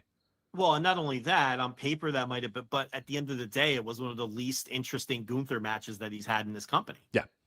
Because, so it didn't work from that standpoint. The thing with Randy Orton is none of his matches get to be as good as they could be because you're often felt unfulfilled. Very often. You're left unfulfilled. He believes and for his own career and for that audience, he's right, that he can be a minimalist and he can do this style and make millions of dollars and not have to push himself and push his body. Hey, unrelated. Can you tell me who recently signed a 5-year deal with WWE? Unrelated to another 5-year deal with this completely broken down body. And now he's in his mid-40s and broken down, so he's only going to do less. I mean, he worked this way when he was 27 and healthy because this is what he was taught, this is what he learned, and it has worked for him. He doesn't have to go. And from that standpoint, I'm not even necessarily knocking him. Oh, that man walks backstage and gets back pats every single time. They fucking love. Triple H loves this shit. Those guys always love this shit. But as people, but for fans who enjoy, I know this sounds crazy. Hold on. For people who enjoy good matches, Hold on, listen, Joe. I know that's wild. What? I know, believe it or not, there's people who like their matches to be good and sometimes even great and exciting and different. And, he always leaves you empty. It's always been his reputation. That's always been the case. And again, people can do whatever they want. That we're not allowing that shit here. Here, we're not allowing that shit. Randy Orton, we're going to be honest about Randy Orton the way we always have been. Randy Orton is going to be exactly what he is here, okay? Which is a competent, even good pro wrestler who just refuses to allow himself to be great because he can get away with it, and he can make a lot of money being, working that way. And, and look, I don't think we've ever come on here and said the guy didn't know how to work. He obviously knows what to do. There's just no interest in being great ever with him. And, if you want to sit there and rub your chin and act as if these, Randy Orton 3.25 star specials where he puts you to sleep for 35 minutes are the pinnacle of pro wrestling, you can knock yourself out. You can knock yourself out with that. I could probably think of 1,000 wrestlers if I wanted to that I'd rather watch than Randy Orton, who are just as good at him and just as good as him as all the other things that he's good at. But they also know how to have an exciting pro wrestling match. Randy Orton knows how to have dry as a bone, perfectly functional, boring pro wrestling matches that are built towards, in many cases, the one big surprise RKO. He's very good at setting up that surprise RKO. But that's all there is. There's nothing else there. And that's why his career, from a match quality standpoint, has been incredibly underwhelming for 25 years. There's a great reply to because Jesse Collins wrote a piece for voiceswrestling.com about Randy Orton's mediocrity or whatever. And there's a great, this guy looks like a shit poster, and he probably is. I have no idea, but this reply is awesome. His name is whatever, Flea. His username is Flea, I guess. I don't want to out him any more than that, but anyway, it says, quote, "I always said this about Orton. Orton is a textbook wrestler. Look, skills, promos, facials, body language, everything you want when you look up a good wrestler. The problem, nobody likes textbooks." Isn't that pretty good? It's a little cliche, but it sums it up. Like, nobody likes a textbook. Nobody's happy to have a textbook. No one's excited to crack open a textbook. He's a guy that in almost every instance could have had a better match. I mean, that's the best way I would describe him. In nearly every instance of his career, he could have had a better match. There's a way that you could have made his match better. Outside of like 5 matches, which were legitimately, listen, he's had some legitimately great matches, a small handful in 25 years. Always in the top spot. It's not like this guy was curtain jerking and needing to say, all right, Shane Helms, we got 5 minutes out there. Let's figure out what we're gonna do here. The man was given the ball very early and was given main event level spots very early on in his career. So he's had 25 years of pretty much carte blanche to do whatever he's wanted that entire time. You know what I mean? And has been given the rights to be the top guy during all that time, and still has, like you said, a handful. We acknowledge he's good. Mm-hmm. Someone that good needs to have a wider resume of great matches with more variety, by the way, than he does in 25 years. I'm not exaggerating, right? 25 years? Yeah, longer. Right about 25 years he's been wrestling, right? Mm-hmm. 2000 or so? 99, whatever. Yeah, OVW, started, I want to say he started maybe in 99. Yeah, he may have started 99. At worst, 2000. He started in 2000. He's been wrestling 25 years. Yeah. So, he has a shockingly low volume of great performances in 25 years. He's just always good, never great. And he's not always good. Sometimes he's painfully mediocre and dull. Okay, I think we're being charitable to Randy Orton, because there's been plenty of times where he's just painfully mediocre and dull. Essentially mailing it in. Easiest way to get through tonight, whatever is the least amount that's going to get me over, which was the definition of good work for wrestlers who were conning, wait for it, the marks. That's his style. If people want to know what that word actually means, and not in the context that people throw it around when they don't know what the word means. Like, there's this like new definition of mark. It's like someone who enjoys wrestling is a mark, or enjoys good wrestling matches as a mark. That's not what mark means. That's not what mark has ever meant. You know whose fault it is? Vince Russo. Because Vince Russo loves to throw that word around. You know, his show is called Castrating the Marks. You know, all the marks. Yeah. All the marks. Bro, You know, the marks, they don't know nothing, bro. Yeah. But these people don't realize he's talking to you. Yeah. He's talking to you. As he's desperately trying to have one of his 9 projects not fail and have you pay for his next project that's talking to you. He's not talking to fans that you don't like. He's talking to everyone. He's talking to all of the, because that is how some people in the business used to view everybody outside the business. You're all marks. Anyone who watches, pays, that's a mark. And they pick up this vernacular from him, and then they use it against their enemies, the people that the fans they don't agree with. You know, in the technical sense, we're all marks by the definition of the word. Have you ever spent $1 on wrestling? You're a mark. We're 2 hours and 50 minutes into a podcast where all we talked about is professional wrestling. We're marks. Yeah. We are. But yeah, there used to be some nuance to the by word. By the definition of the word, that's what it is. Now it's like you call someone a mark if they like different wrestling than you. That's how people use it. Yeah. It's like, oh, you who goes to Raw in your Yeet t-shirt and acknowledges Roman Reigns, you're not a mark. You're not a mark. But the person who goes to an AEW show or orders New Japan World, they're a mark. Correct. That's the mindset that these creatures have. They don't know what the word means. They're parroting a word they don't understand and don't know what it means. Mm-hmm. And most of these while people holding the replica title belt, while holding a replica universal title on their shoulder. Over their shoulder. They're typing it with a replica belt on their shoulder, most of these people. Fucking mark. Fucking virgin mark. Yeah, and yeah, exactly. They don't know what the word means. And then they go to Raw and they yeet. Next to the guy who's the accountant who drives the Subaru that we talked about last time. Right. That is inexplicable. Yeah, so this fucking horse shit, we're not going to let people retcon these fucking wrestlers. Believe me, we've got enough tape on Randy Orton that we know what he is. Well, okay? Yeah, and this is probably a great way to sum this up as we move on to our final topics here. Suit Williams, who did the review for voiceofwrestling.com, has a great point here. He says, I brought this up in the review, which again is available at voiceofwrestling.com. But is it a lack of interest in being great, or is it Orton incapable of being great? After 20 years, if a guy is never great, what evidence do we have that he can be? It's with Orton, he doesn't give a fuck because he thinks all of us are, wait for it, marks. Mm. That's what it is with Randy Orton. He doesn't care. He's making millions of dollars. And why would he care? Goddamn, look at his life. Why would he care? Look at his life. There's it's no perfect. reason for him to care. You understand? We're not even necessarily knocking him, although we are. It's knocking this idea that from, a nerdy assessing a performance standpoint, that we can't point out that the guy is dull and rarely has great matches. That's nonsense. And that has nothing to do with whatever level of success he has or anything like that. He's obviously has done all the right things to make himself successful. He doesn't know any other way, and why would he? Because everything he's always done has worked, and he keeps getting $1 million contracts. So why would he change anything?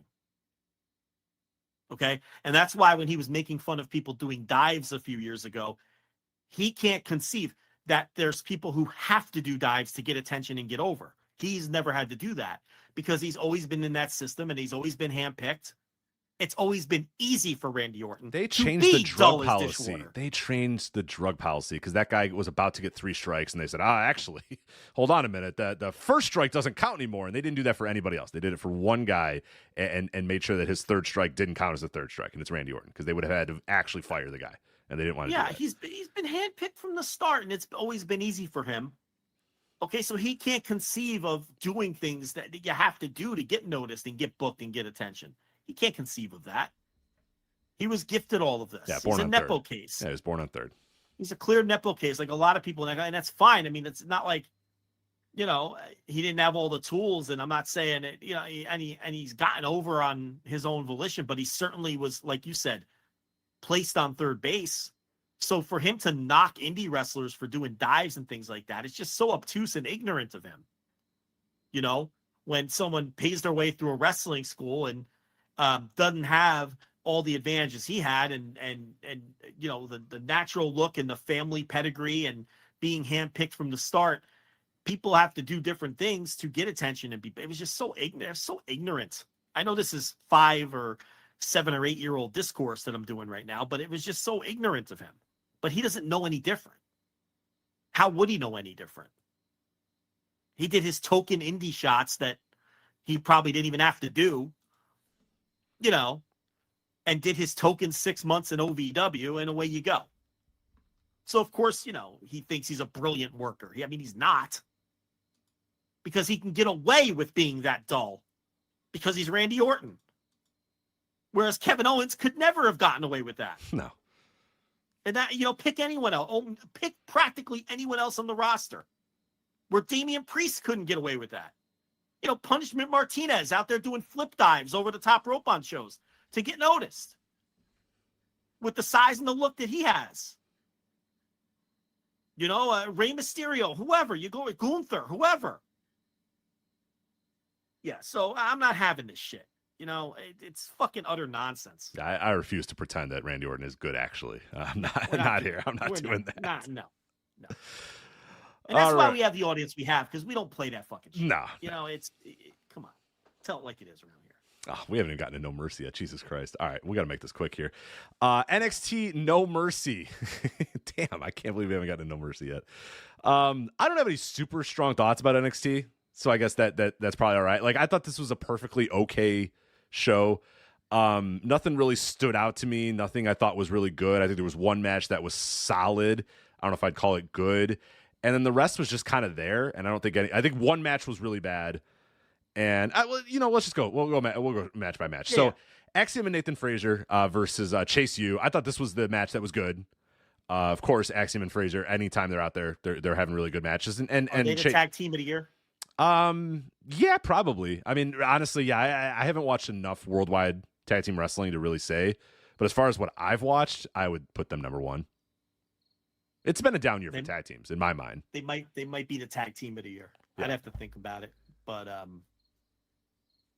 they'd make a ballot if I were to fill one out. Hey, I'm trying to think of. I haven't watched enough Dragon Gate to know who if there's anybody in Dragon Gate. All Japan. I mean, the Saitos. I'm not voting the Saitos as they've been awesome. I don't know. They're a contender. Yeah, they're a definite contender. They're a definite contender. But so is this team. Yeah. The point. I guess the idea, my idea is that like there's nobody really worldwide that I'm like, oh no, it's got to be these guys. But again, I haven't watched maybe enough tag team wrestling to say. But no, this was a good match, and the big story is after this, Ridge Holland turned on Chase U and got mad, and Thea Hale made a lot of faces and screamed, and there we go. So. Yeah, I mean they did the Ridge Holland turn, and this Axiom and Nathan Frazier almost always have the best match on these NXT shows, and I thought they did again by a pretty wide margin, honestly, because I didn't think much of really anything else on the show, even though nothing other than the Wendy Chu debacle was bad. Yeah. This was one of 17 matches on this WWF weekend where people went through tables. Gunther and Randy Orton, like, how many times is Randy Orton going to do a back body drop onto a table? How many times does that company, like, every match somebody does a back body drop onto a table? I know, it's just every match, back body drop to the table. Randy Orton with tables, dragging around stairs. It's just all the same shit every time. Yeah. Zachary Wentz and Wes Lee. Now, I didn't know that this was actually literally part of this story between Wentz and Lee, is that Zachary Wentz was fired and had to relinquish the tag team titles. They don't tell you why. They just say Zachary Wentz, he let me down. We had to relinquish our titles, and he got fired, and now he's back. And I'm like, it's a little sensitive subject to bring up as a story. Yeah, I'm not getting into it, but he would. Let's just not get into it. Yeah. But it's funny because in a lot of ways, NXT is what people say AEW is. This was just a straight up indie spot fest. Mm-hmm. This match. This was a 1,000% did shit for 15 minutes, and it was pretty fun. A lot of these guys are just working an indie spot fest. This was a match that if they got booked for BLP in 2019, they would have the same match. and it was fine. It was it's fine. It was I didn't think it was great or anything, but that's exactly what this was. And Wentz wins, the babyface wins, and he cuts a promo later in the back with the other rascal. Trey. I always forget that Trey guy's Miguel. name. Trey Miguel. Yeah, Trey Miguel. And he's holding the TNA gimmick on his shoulder, and for an indie spot fest match that was second on the card, it was fine. Yeah. I did like that a lot of people, myself included, thought that Wentz, they gave because they gave the X Division title to Wentz. They had Mike Bailey, who had this long story of him, his quest to win back this X Division title. He wins it back, and then like 6 days later, they have Wentz beat him for it. And a lot of people were like, oh man, I can't believe they're just going to have Wentz go to, No Mercy and lose to Wesley. But they actually did the surprise here where Wentz got the win. So he's another guy to add to the list that they'll probably just rehire very soon too. So I don't think it was a title match anyway. It wasn't. It wasn't a title match. I just mean they thought it'd be funny because they wanted him to come out and be introduced as the X Division champion, and then he's just going to go lose. Right. But this was in service of the NXT agreement. Yeah, is what you're saying. right, for sure. Yeah. All right, Kalani Jordan and Wendy Chu, NXT Women's North American title. Kalani Jordan wins. This was brutal.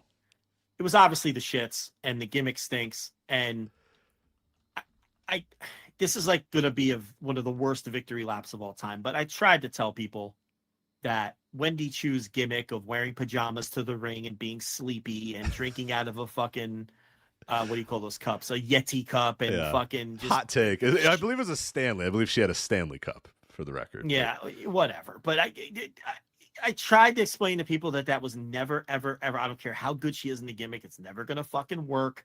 You can't, you can go, you can go too far in pro wrestling with something so fucking stupid that it's just not going to work, and that was never going to work. And they knew it wasn't working, so they had her go evil, and now she's evil in her pajamas, and she's a fucking demon or whatever the fuck. And this is even worse.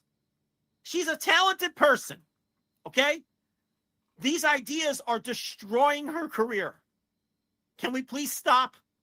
And if Wendy Chu is in on these ideas, can you fucking come to your senses and stop pitching this garbage? It stinks. And we're going backwards. And you can't go much further other than getting cut. Because you've been there for years now. And your shit is never over. It's bad. It's bad. Okay? And I feel bad that Kalani Jordan had to work a match with this garbage. With the sleepy demon thing. It's like, I don't even know what it is. What is that? What is the elevator pitch? What's the elevator pitch for this? What is the elevator pitch for the Wendy Chu spooky thing? Like, what is this? It's, hey, you remember, I wear onesies and I carry around a pillow and I have a sleep mask. Yeah, I'm familiar with it. How about I do that, except now I'm undead? Right. That's the pitch. It's preposterous, and nobody cared, and it sucks, and the match sucked.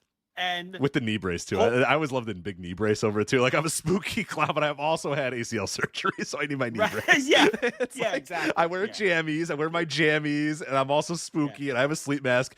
But I've also had reconstructive surgery on my knee, so I do need a knee brace. Right. Yeah. Goofy as shit.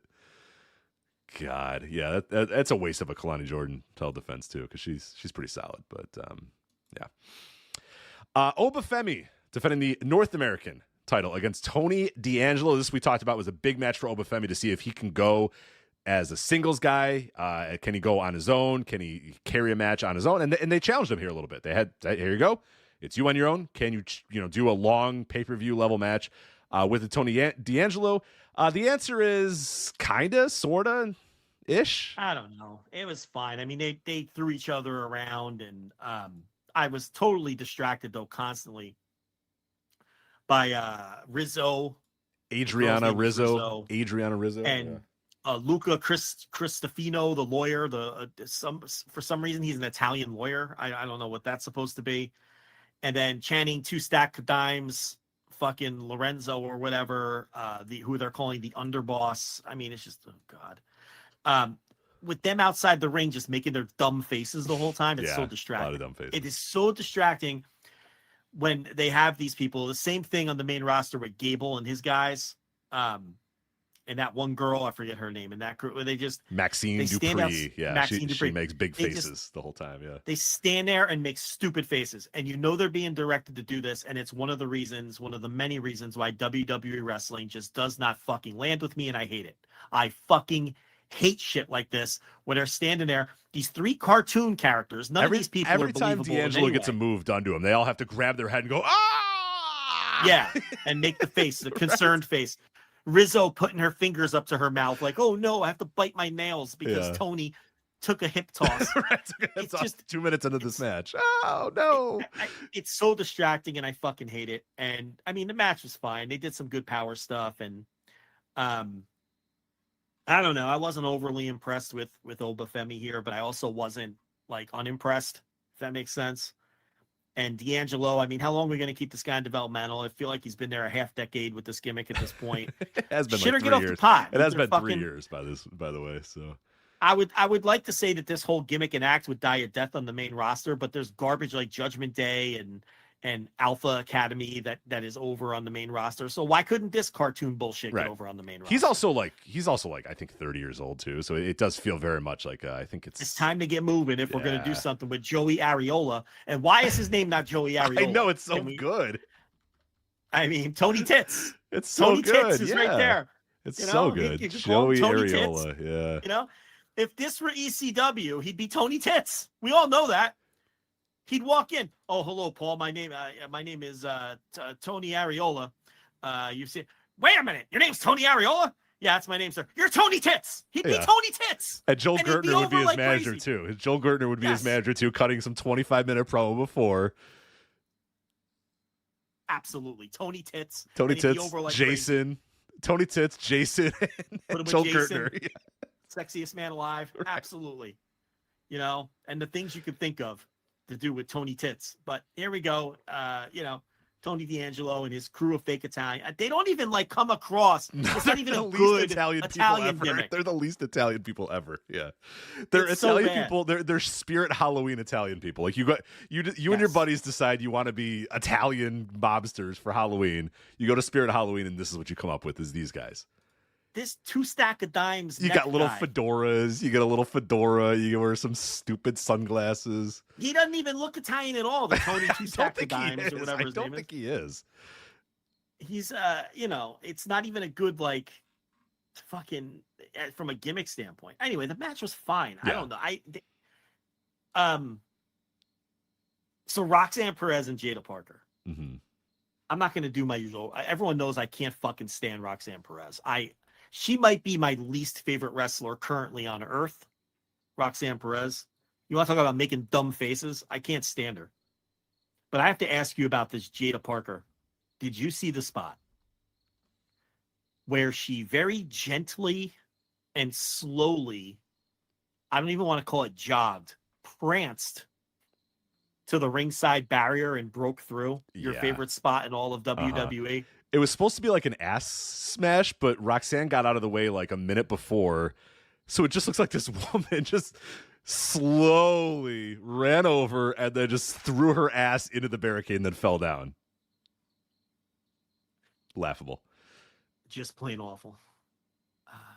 Just plain awful. Looked terrible. I think it's a combination of Roxanne Perez, who was allegedly a prodigy, moving too soon. Jada Parker being inexperienced. Why are we even doing that spot in this match? I mean, we haven't broken a barricade yet. Everybody did back body drops through the table. What is your spot? Are you going through the barricade or are you doing a back body drop onto the table? You got to decide which one. So they decided to go with the barricade. But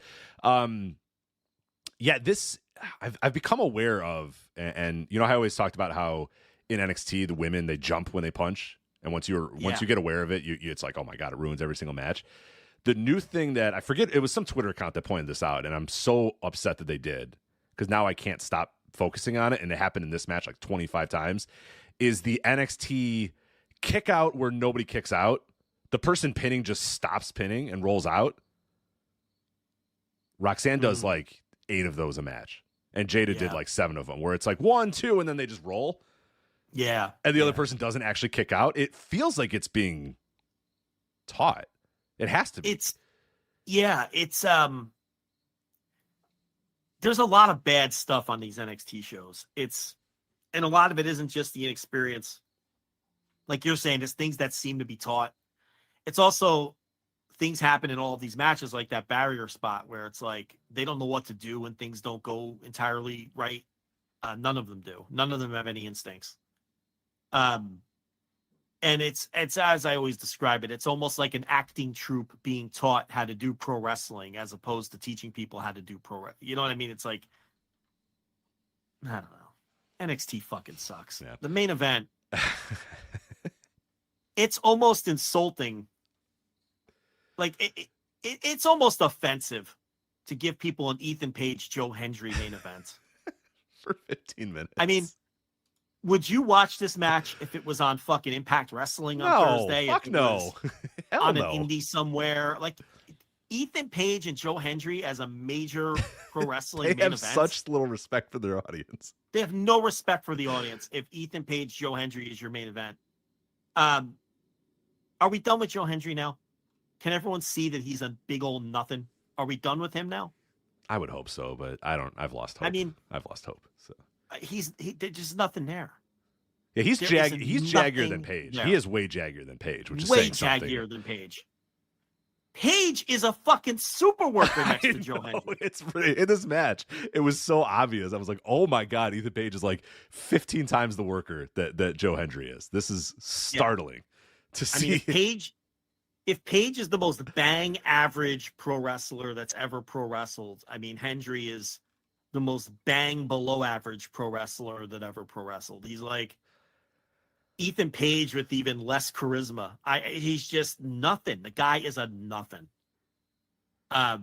And hopefully we're done with this now. I mean, can we move on? So over still. It's so over still. I don't know. I used to think that if he went to NXT, it would be great for him and he'd get over like crazy. I have my doubts now. He's just really a nothing. He's a big old zilch of a nothing is what he is. He stinks.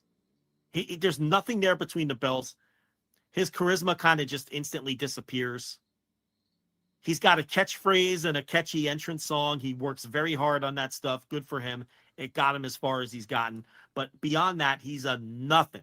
And don't eventually people start to see through that kind of thing? It's a one-trick pony type of thing. It's a very good trick. I'll get it. It's a very good trick. But what else you got, man? Yeah, and I think that's going to ultimately be his ceiling is that once that gimmick runs cold, or people get even mildly sick of it, it's pretty much over for him, and it has been because it's not like this guy just came out of nowhere. You know, this guy's been wrestling for God, it's probably been a decade plus, right? He has to be been around. He's got to be over 10 years in the game, and it's like, yeah, there's not much. So hey, I'll give him all the credit in the world for adapting and finding this thing that got him to the main event of an NXT show. But yeah, I think it was pretty obvious on this night that he's got very little. Before COVID and speaking out and everything, when the UK was humming, he never got booked in the trendy places. Mm-mm. We pointed out he didn't get booked in NXT UK. They didn't even book him there. Yeah, they signed everybody. They were like, and I don't know if that's because he's from Scotland, or I have to think that's not the reason. It's because he's Joe Hendry. Mm-hmm. This has to be over now. It's not going to be. We're not going to keep doing this, right? He got his little main event match.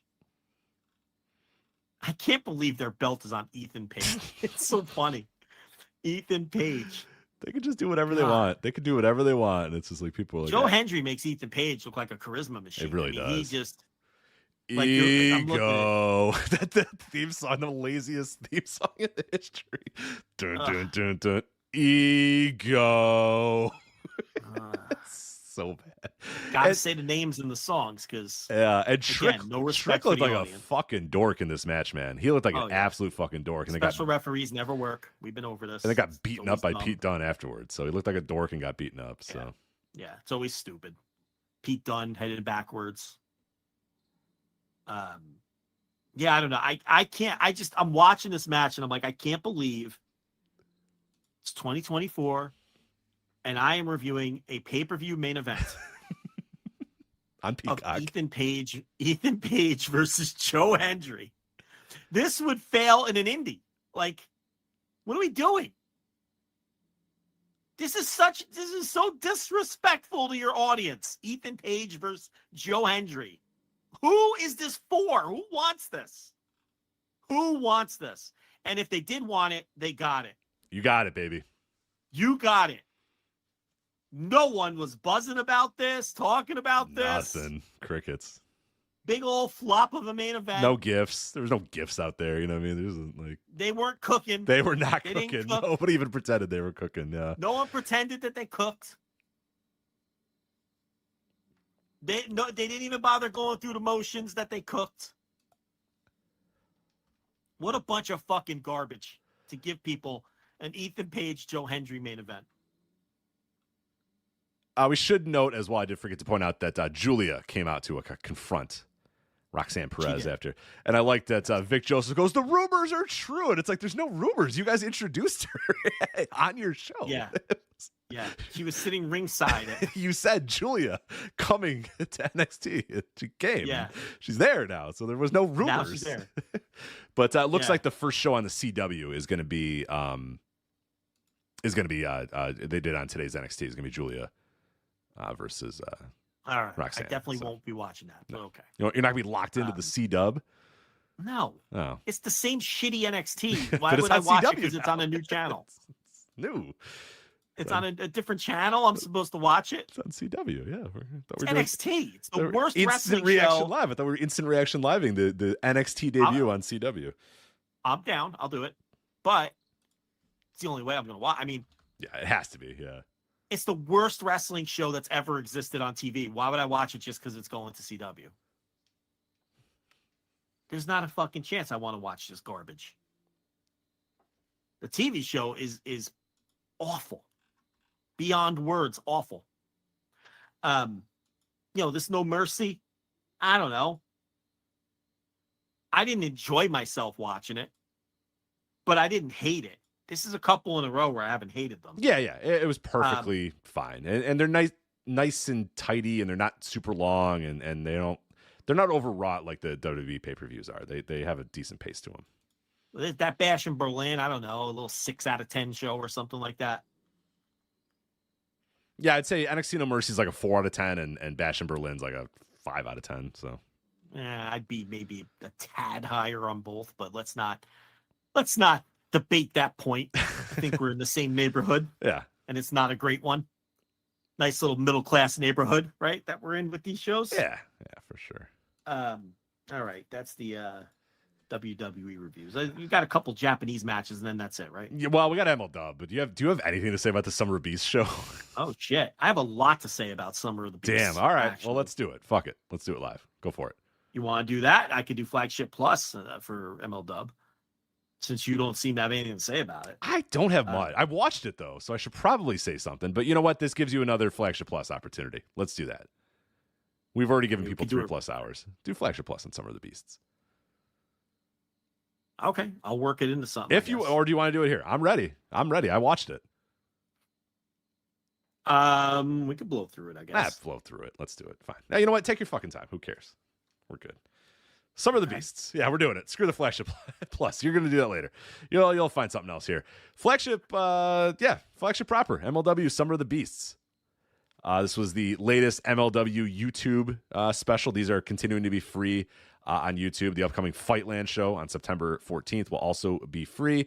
But overall, I thought this was... I'm kind of in a position where I don't think I like MLW anymore. Hey, 2.5 hours. What are they doing? They're going over their allotted time. They're going over their allotted time, and I don't know that I liked anything that I saw on the show at all. This wasn't a great show. We had Bad Dude Tito Escondido upsetting Alex Kane. Now, the crowd did react to the upset. That was a big deal. Yeah. They weren't expecting Alex Kane to lose. MLW does a good job when they push a guy to the main events, and then typically like a Hammerstone or a Jacob Fatu or Tom Lawler when he left the first time, or a Riddle when he left, or a Swerve, they lose and then they're gone, right? Alex Kane lost and he's still here. So it's kind of a different deal. And I think people expected him to continue to be pushed as a top guy, and here he is losing in a quarterfinal to Bad Dude Tito in the Opera Cup. This is actually one of the better matches on the show. It was, yeah. I good hot crowd and good work. So yeah, this I liked, and yeah, there's not much else. So we had a Riddle and Kojima segment, which was basically an excuse to get Kojima to say bitch ass Contra. So we're still doing that. Janai Kai over Hanako. Well, it wasn't much to it. Janai Kai wins. It was perfectly fine for what it was, but there just wasn't much to it. So I still have no opinion on Hanako because I have nothing to break down here. I don't know. It was a nothing match. I don't know what I'm supposed to say. I did not think it was very good. Yeah. Janai Kai was fine. It was kind of an extended squash, essentially. Yeah. This Hanako, I don't know. I sure hope they didn't pay for a flight to just do this with her. Hopefully she was here doing other stuff because I'll have to research that up. Yeah, like our Davy Jones, or what was the guy's name that we talked about that they did that for a couple of weeks ago, where they brought him in from England. She worked Capital Collision. Oh, okay. All right. She's been here all month. She worked some indie shows too in Texas. Oh, okay. All right. That's fine then. All right. So that's fine. Yeah, that's fine. Yeah, bring her in and squash. Actually, now I like that booking decision. That's, she's never going to be around again, so just beat her. TJP over Tom Lawlor. I thought this was some really good wrestling here. Another upset. I didn't expect Lawler to get beat by a replacement in the tournament. This is some weird booking, but TJP moves on. They were doing this doomsday clock throughout the whole show. Yeah. We got a clock that showed up. The clock that showed up, and the announcers made a big deal about it. And, that's going to happen midway through our show. What's going to happen? So that was the tease. I was like, is Billy Corgan coming? Doomsday clock? That's the opening to our show. It is, yeah. It wasn't Billy Corgan. It was not. So Paul London defeats Brett Ryan Gosselin. Paul London dressed like late stage Elvis for this one. Quite literally. On Death's Door Elvis, unfortunately. Puking in the toilet, late stage Vegas lounge act, Elvis Presley, Paul London here.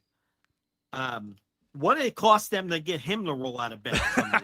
Get out of California. That man does not leave California very often. So I don't know what happened or how this worked, but I do love that he said, "Hey, brother, I'll come. But I gotta go over." Yeah. To a guy that you're gonna put. Like, I don't think you're gonna push Paul London much moving forward. Maybe you are. I don't know, but I won't even be back. Right. So it's just funny, but anyway. So this is where the Andersons came out and put the boots to London with Brett Ryan Gosselin and Bobby Fish, right? And then they went up and posed on the stage. And listen, to me, it's the Boar Horsemen. That's what they were representing up there. You had the Andersons, you had Fish, you had Gosselin. It looks like they're going to be together. Such a weird crew. It's so weird. It's like, now, wasn't C.W. Anderson in the Extreme Horsemen in the first incarnation of MLW? With Secret? This is going to be the Boar Horsemen. I'm telling you. They're going to do a horseman. I don't think they're going to go with that name. I don't think they're going to go with the Boar Horsemen. I think they might have a different name. They should call them the Boar Horsemen. That would be a winner. It would get attention. But they're going to do some kind of horseman gimmick. You watch. Oh, for sure. The fact that there was 4 of them. Okay. So the Andersons then beat Love, Doug, and Jay Lyon. One member of the main event. It was such a weird booking. It's so weird. It's Love half Doug. Of the main event. And then, it's Jay Lyon. We know him as one half of main event. I'm like, where's the other half of main event? Why is just Jay Lyon here? Very bizarre. Did not jump through the hoop. No. Love, Doug. The Andersons win. I like the idea of the Andersons on paper. Listen, Brock did not look good. No. We have to put that out there immediately. CW. Better than ever, man. CW looks great. He looks like a mean old veteran. Like he's not going to take any guff, right? Great shape. Ugly veteran face. I don't know. I'm into the Andersons as a team. I'm all about it. I think they should belt them up. And again, aligned with Brett Ryan Gosselin, who is like the brain, like he put this all together was the idea. Yeah. With Fish. So the Boar Horseman. I skipped Matt Riddle over Matthew Justice. It's funny because Matthew Justice introduced the plunder and then it cost him the match. Yeah. He brings all the chairs in and everything. And then Riddle does his finish on top of the chair and he pins Matthew Justice. So it backfires on him. This may have been the best match of the night. Kenta over Akira. Oh, I did like this. This was Kenta was working his ass off here. Yep. And Akira said, "Give it to me, man. Slap me, punch me, kick me, do whatever you got to do, man. Lay it in." You know Akira was totally getting off on working with Kenta. Oh yeah, you know it. Okay, and he probably told him, he's like, "Look, brother, please, no ref bump tonight, no weapon. Can you just kick my ass? You're going over anyway." And Kenta obliged. This was the 1 or 2 Kenta performances per year where you get something close to proximity of old school Kenta, where he just wrestles and he kicks ass, right? And it worked. It worked. I was waiting for the ref bump. I was waiting for the crotch shot. I was waiting for him to pull a weapon out from under the ring. No. It was just Kenta kicking ass the best way that a broken down old Kenta can, is the best way I could put it. So, to me, it was the best match on the show. Yeah, I forgot about this. I should have put this over a little bit more. This was very good for what Kenta is right now. This was really, really damn good.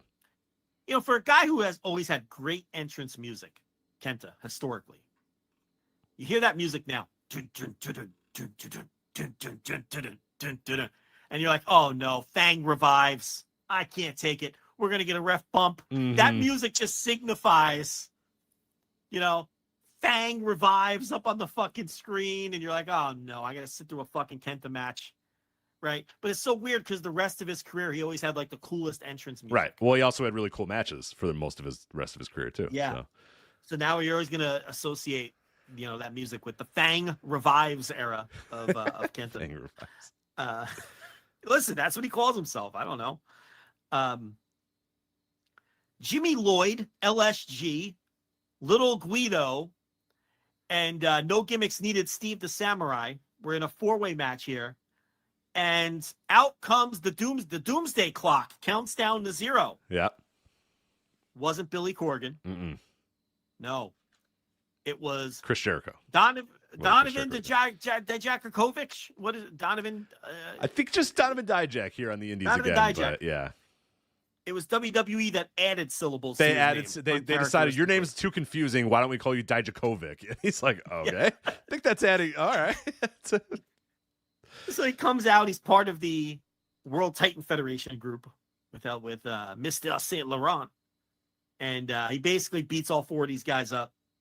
A lot of Heyman booking on this. You had Dijak come out like 911 and just destroy all the geeks in this match, right? Including Little Guido, who obviously was an ECW guy. You had the Andersons come out and put the boots to Paul London, which led to a Heyman special as it just bled right into their match, right? A lot of Heyman-inspired booking here from Court Bauer or whoever he has doing his booking these days. It's not the guy that's in NXT now. What the hell's that guy's name? Oh, George Carroll? Not George Carroll, but whoever's doing the booking here. Very Heyman inspired. So yeah, that's the rollout of I see what you're saying. I got you. Donovan Dijak. Tag title match. Akira Kwan and Minoru Suzuki win the titles from Cozy Max. Okamura, of course, takes the pin. It's all over. Suzuki gives him the Gotch style pile driver. I will say this. I think Satoshi Kojima worked harder and took more bumps in this match than all of his other MLW matches combined. Because he was working with Minoru Suzuki. She's like, you know what? I respect this guy. Yeah. I'll get, because he was bumping all over the place. There wasn't much else to this match, but they did change the tag titles and put them on bitch ass Contra. And then the main event, non-title, no MLW welterweight or no sirree Bob, no sir, for Mystico, which again was a tip off to me that Atlantis Jr. was going to win. Right, we figured this is where Mystico was going to do his job. Nope. I can't call this one an upset, but from the standpoint of who I thought was going to win, I thought Atlantis Jr. was going to win. They got to find a way, man. There's a weird. We got a weird. He's going to win the tournament now. He's going to have to win it, right? I was about to say, like, if you look at it, we don't know. It's now Kenta and TJP, Mystico and Bad Dude Tito are your semifinals. They're going to be on Fightland, with the finals coming up on Fightland as well. Mystico's not losing any of those guys. Wait, who's his next opponent? Bad Dude Tito. See, that's such a weird match. That's why I thought they wouldn't even do it. He can't lose to him. No. He's going to win a tournament now. He's got to. I want to see Mystico versus Kenta. What's that going to look like? Yeah. I don't think Mystico is going to say what Akira said and say, I beat the fuck out of me, dude. You know? No. I want to know what that looks like. Yeah. I want to know what that looks like. Kenta versus Mystico. Who's older? I bet. Think about it. Do you want me to look it up? Why don't you think about I'll it? Look it up. Okay, all right. I'll look it up. Who do you think's older, Kenta or Mystico? Kenta or Mystico? I want to say I think Kenta is older, but probably only by like a year or two. Mystico is 41. Kenta is 43. Okay, so just about. Probably closer than a lot of people think. Mm-hmm. I think a lot of people probably think Kenta's like 46 or something. Mm-hmm. And the mask in the body makes Mystical. You would think he's still like in his mid 30s, but obviously then when you watch matches like we talked about last week with Viano 5 and Blue Panther, and it's like Mystico's there. That's 20 years ago. It's like, oh, fucking Mystico's there. It's like, yeah, of course. And that was 2 years after his biggest, run as a draw. I mean, the guy's been around forever. So yeah, but the mask makes him still look like he's like in his 30s. I thought that match was good too. I thought there were 3 good matches on the show. Oh, Mystico and Atlantis? Yeah, it was all right. I thought that was good. I thought Kenta Akira was good. And I thought Bad Dude Tito versus Alex Kane was good. The rest, TJP, Tom Lawler was okay. Riddle Justice was okay. But I think those other 3 were a step above. I didn't like Riddle Justice. The other 3 were a step above. Yeah. So that was what the fuck? Did they tape something? Summer of the Beasts, and then we have did they tape something on this show? I don't know if they taped something on this show, but we have Fightland coming up in 2 weeks though. What's coming up in 2 weeks? Fightland on YouTube. So that's Atlanta. So they didn't tape anything. No. So they did do dark matches. Mads Krugar beat Mr. Thomas. Bobby Fish beat Timothy Thatcher. I guess they're pushing the Boar Horseman, so he had to win. And Delmi Exo defeats Miyu Yamashita. Those were listed so that Bob Fish Thatcher was a dark match, right? That's what it says. Okay, because on Cage Match it shows it as a normal match, but I am positive I watched the beginning of this video and that match wasn't on there. So okay, I'm glad. Air. Okay, it did not air. Didn't air. It didn't air on my stream. Okay, mine either. So that's why I was just like, okay. I was hoping that something happened that I skipped this match, but no, because I hit play and watched the entire thing. So I was kind of okay. That makes sense then. Yeah. So Fightland has Kojima versus Mads Krugar. And I think that's the end of Bobby MLW Fish World Heavyweight title run of Satoshi Kojima. Yeah, I think Kojima's headed back to Japan. And Bobby Fish versus Kevin Knight, which is an interesting match. So that's going to be taped for beIN Sports, so that's not going to air on Fightland. Right, but it's happening at Center Stage. Yes, happening at Center Stage. Yep. But that's all we know so far. And then the Opera Cup semis that we know. So we know Kenta versus TJP, Mystico, Bad Dude Tito. Oh, right. I guess so, yeah. And then the finals themselves. Then we're going to actually see the finals too, I guess, on Fightland too. So it's MLW. They're doing the final there too. I think they're doing the semis and the final all in one night, as far as I could tell. All right. So that's MLW. And now quickly we'll go over Japan. There's a couple things that we wanted to catch up on. N-1, Noah's N-1 victory concluded just a couple days ago. Kaito Kiyomia defeating Kano to win the N1 and retain his GHC heavyweight title, because Kano said, hey, wait a minute, you're the champion, you're in the finals, why don't you put that strap on the line? So Kaito Kiyomia said, yeah, motherfucker, I'll put the strap on the line. So it was for the title as well as the N1 victory. And they had an interesting match, to say the least. They have certainly had better, with a very odd, out-of-nowhere finish that nobody understood in the building, and the guy they were paying tribute to buried it on commentary. But other than that, pretty good.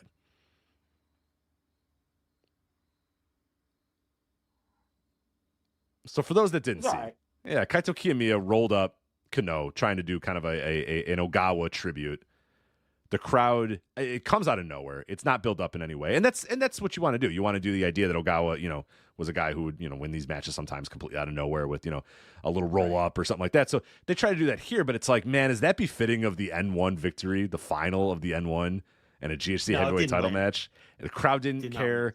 And then I don't know if you saw Ogawa's comments afterwards, but confirmed Flagship listener Yoshinari Ogawa, who said, I didn't get it. I didn't understand that. Be your own self. Don't pay tribute to the past. And I was like, you're preaching to the fucking choir, man. That's a quote. Read the quote again. This is straight from Ogawa. Let me get the exact quote. I don't have it. I was paraphrasing, but I remember it being very similar to that. Let me get the exact quote here. See if we can find that, because he buried the shit out of a finish that was a tribute to him.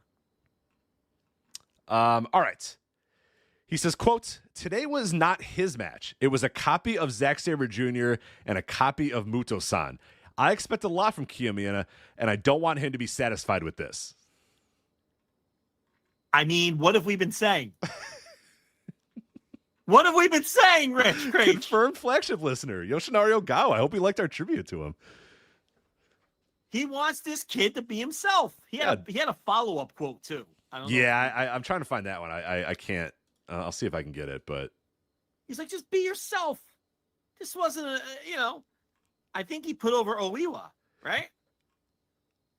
Let's see here. Oh, yeah, he says, quote, I have been coaching Oiwa since he came from New Japan. If he stays in Noah for another year, he will definitely be a better wrestler than Kiyomia. This guy, he can't win. Kaito Kiyomia can't win. Buried Kiyomia. I forgot he did too. I thought he just put over Oiwa. I thought he just put over Oiwa, but I forgot the last part of that quote. If I get another year to train him, he'll be better than that fucker in the ring right now, winning our, N-1 and winning our title. Yeah. Kiyomia has got to get the fuck out of Noah. Okay. I never endorse this kind of thing. I never push it. Okay. But, he needs to go. He needs to go somewhere. Noah is a fucking shit show. It sucks. Okay? It's back to being weird again. I don't know what's going on in Noah again. It's back to being very, very strange. He needs someone in his ear to tell him, not the Muto. Fucking shit. Yeah, not Muto. You're not Muto. You're not fucking Ogawa. You're not Masawa. Will you please just be Kaito Kiyomia? You're way too talented to just be biting off other acts all the time. You got Ogawa flat out saying it, and I think he said this on commentary to the whole fucking audience. He was the guest commentator, yeah. On commentary, he's saying that was not his match. Why is he trying to beat 3 other people? Which is the story of this guy's fucking career. And nobody in that company will put their foot down or put their foot up his ass to try to get him to cut this shit out. And then Ogawa just flat out buries him and says, if Oiwa sticks around, he'll blow right past Kiyomia. Now, I know they're building that match. I understand that. Okay? I get that they're building that match, and Kiyomia is going to win that match, and that's going to be sending Oiwa. Oh, but do we know that? Actually, we don't. It's Noah, dude. That? It's fucking Noah. How could you ever know what's going on in Noah? They just booked Jake Lee to take a big old giant shit on his entire stable. Correct. He never gets his comeuppance, and then he just signs with New Japan. Correct. And then when he signs with New Japan, he says in the presser, I'm making double the money here. Noah was a fucking dump. It's like, what the fuck? He never had to do a job on the way out. He buried all of his guys on the way out. He goes to the G1 and goes like 500 fresh off of Noah. Then he signs with New Japan without ever doing a job in Noah. Noah is a fucking disaster. Okay? And the faster Kaito Kiyomia gets the fuck out of that dump, the better it is for his career. And I never advocate for that kind of thing. No, I don't say guys should jump around. I don't say guys should leave smaller promotions and go to bigger promotions, but he got to go. New Japan has to find a way to save that fucking kid. They got to save him. Didn't they promote the last Kiyomiya Kano singles match as the last ever time they were ever going to have a singles match? I believe they and did. Then they form a stable and a tag team or whatever, and then they have another singles match in the final of the N1 in the same fucking calendar year. Mm-hmm. I mean, the promotion's just a mess. It's a disaster. It's an utter disgrace. They don't draw, okay? And I understand this one had the typhoon or whatever, so maybe you cut them a break. Yeah, this one you might want to throw out because there was the typhoon. They were telling people don't come if you can't. There was several things, so I get it. All right, but how many people were going to be in that Osaka Bodymaker if there was no typhoon? Let's be honest about it. You think they were putting 6,000 people in that building? I mean, come on. What'd they do? 1,200? What would they have done? 1,500? I mean, yeah, this thing wasn't going to do well. What a fucking disaster. Just a total burial. The guy is winning your biggest tournament and you're burying him on commentary. That's because Ogawa don't give a fuck. Because Ogawa fucking rocks, and he's just saying it like it is. You know, he's like that old, he's like an old dude. You know, like a grandpa who just fucking says whatever's on his mind. He doesn't give a shit if he's burying you or, you know, he's just, he doesn't fucking care. He don't give a fuck. He doesn't give a shit. But tell him when he's telling lies. Tell Ogawa when he's telling lies. That's all I'll say about everything that he said. No lies. None at all. So, what a fucking mess. And now I guess, I don't even know what they have lined up for him. And let me ask you a question. Is there one interesting match on the table in Noah that you can't wait to see? No. Can you think of one? Not one. I can't think of one.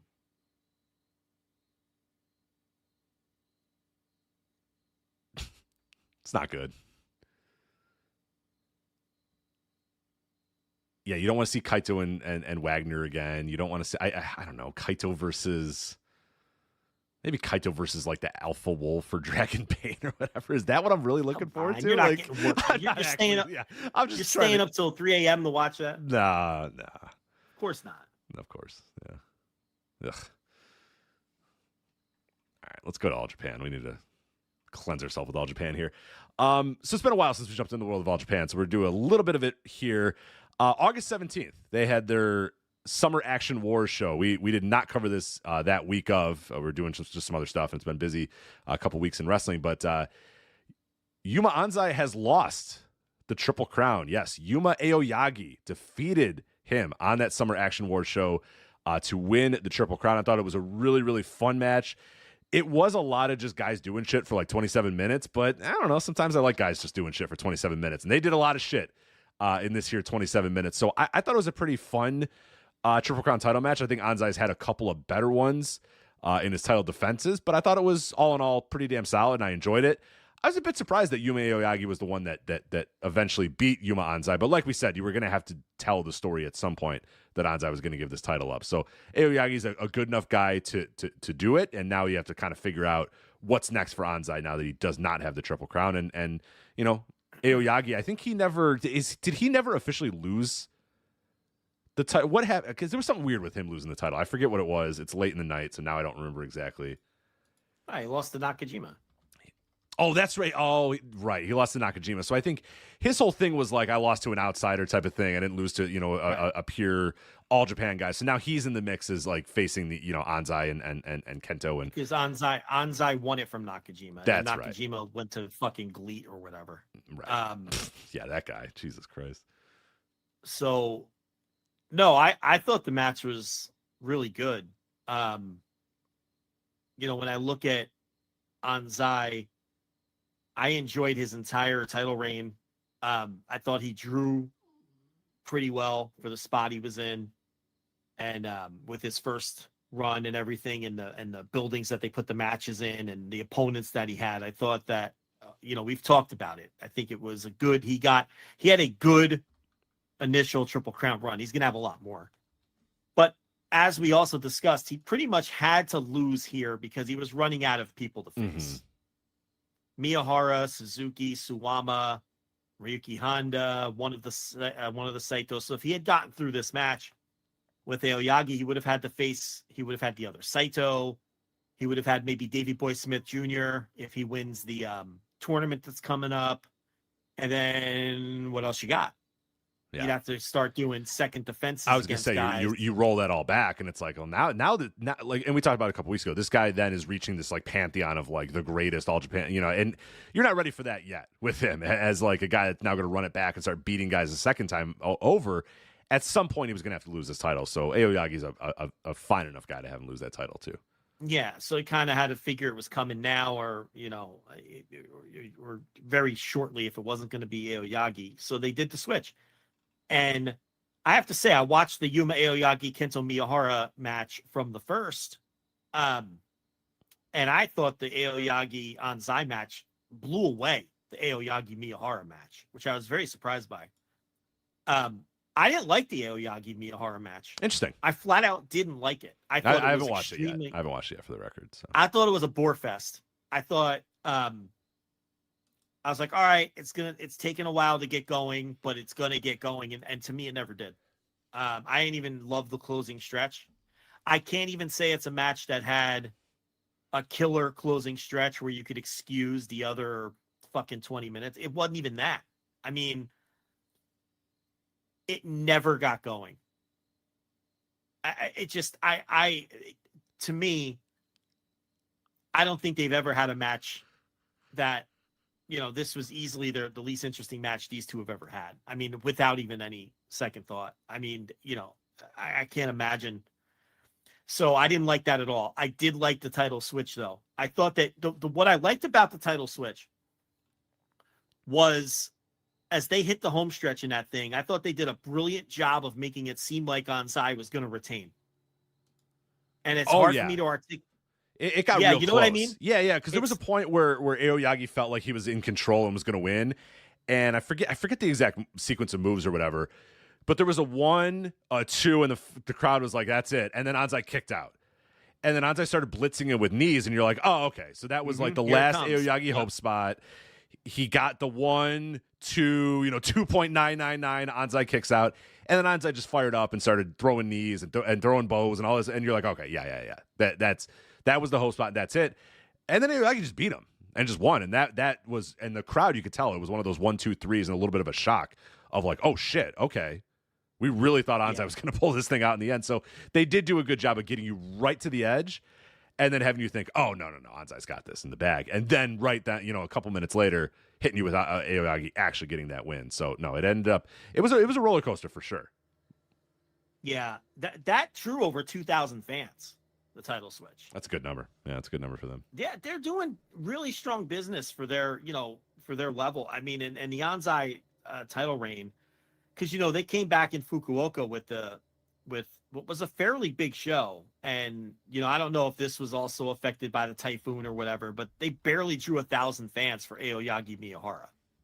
So maybe someone in the chat knows Japanese geography better than me, and because what was the date of the N-1 final? The N-1 final was, got it right here, September 1st. Yeah, because these shows were on the same day. Okay. So maybe the typhoon had something to do with this too, because this only drew 1,000 fans. So they drew double for Aoyagi and Anzai, a few weeks earlier or whatever. But no, the match did nothing for me. I was so surprised because I love these guys. I love both of them. And I thought, all right, sometimes Kento starts slow. But it never ever got to the next gear, and there's Meltzer always loves to say that Miyahara matches are always super long, but they don't feel long. This one felt long. It was just a slog. I can't even recommend it. I watched the other title matches on the show. There wasn't much to see with Musashi and Seiki Yoshioka beating Fuminari Abe and Seigo Tachibana. These 4 guys have been, working with each other. For the last couple of months, and there was the champs retained the titles there. Naruki Doi and Ryu Inoue, I thought Doi was fantastic again. He is, if I do participate in the FSM 50, because I haven't taken any notes at all this year, Doi will be in my top 50. He retained, and he was fantastic again. And the one thing I love about his matches is they don't overstay their welcome at all. He's always like doing these really good 11-minute matches. You know what I mean? These really fast-paced 11-minute matches. Yeah, the title win over Rising Hayato, and then this match here, they're just neat and tidy, and his work is so crisp and tight. Doi is having an excellent year, and I know we're way over time, so I'll just blow through these. The Saitos defeat Ren Ayabe and Ryuki Honda. They stepped up to them on the previous show with the other title match as the new challengers. Ren Ayabe, they have to give him a chance because he's so fucking tall, but man, he needs to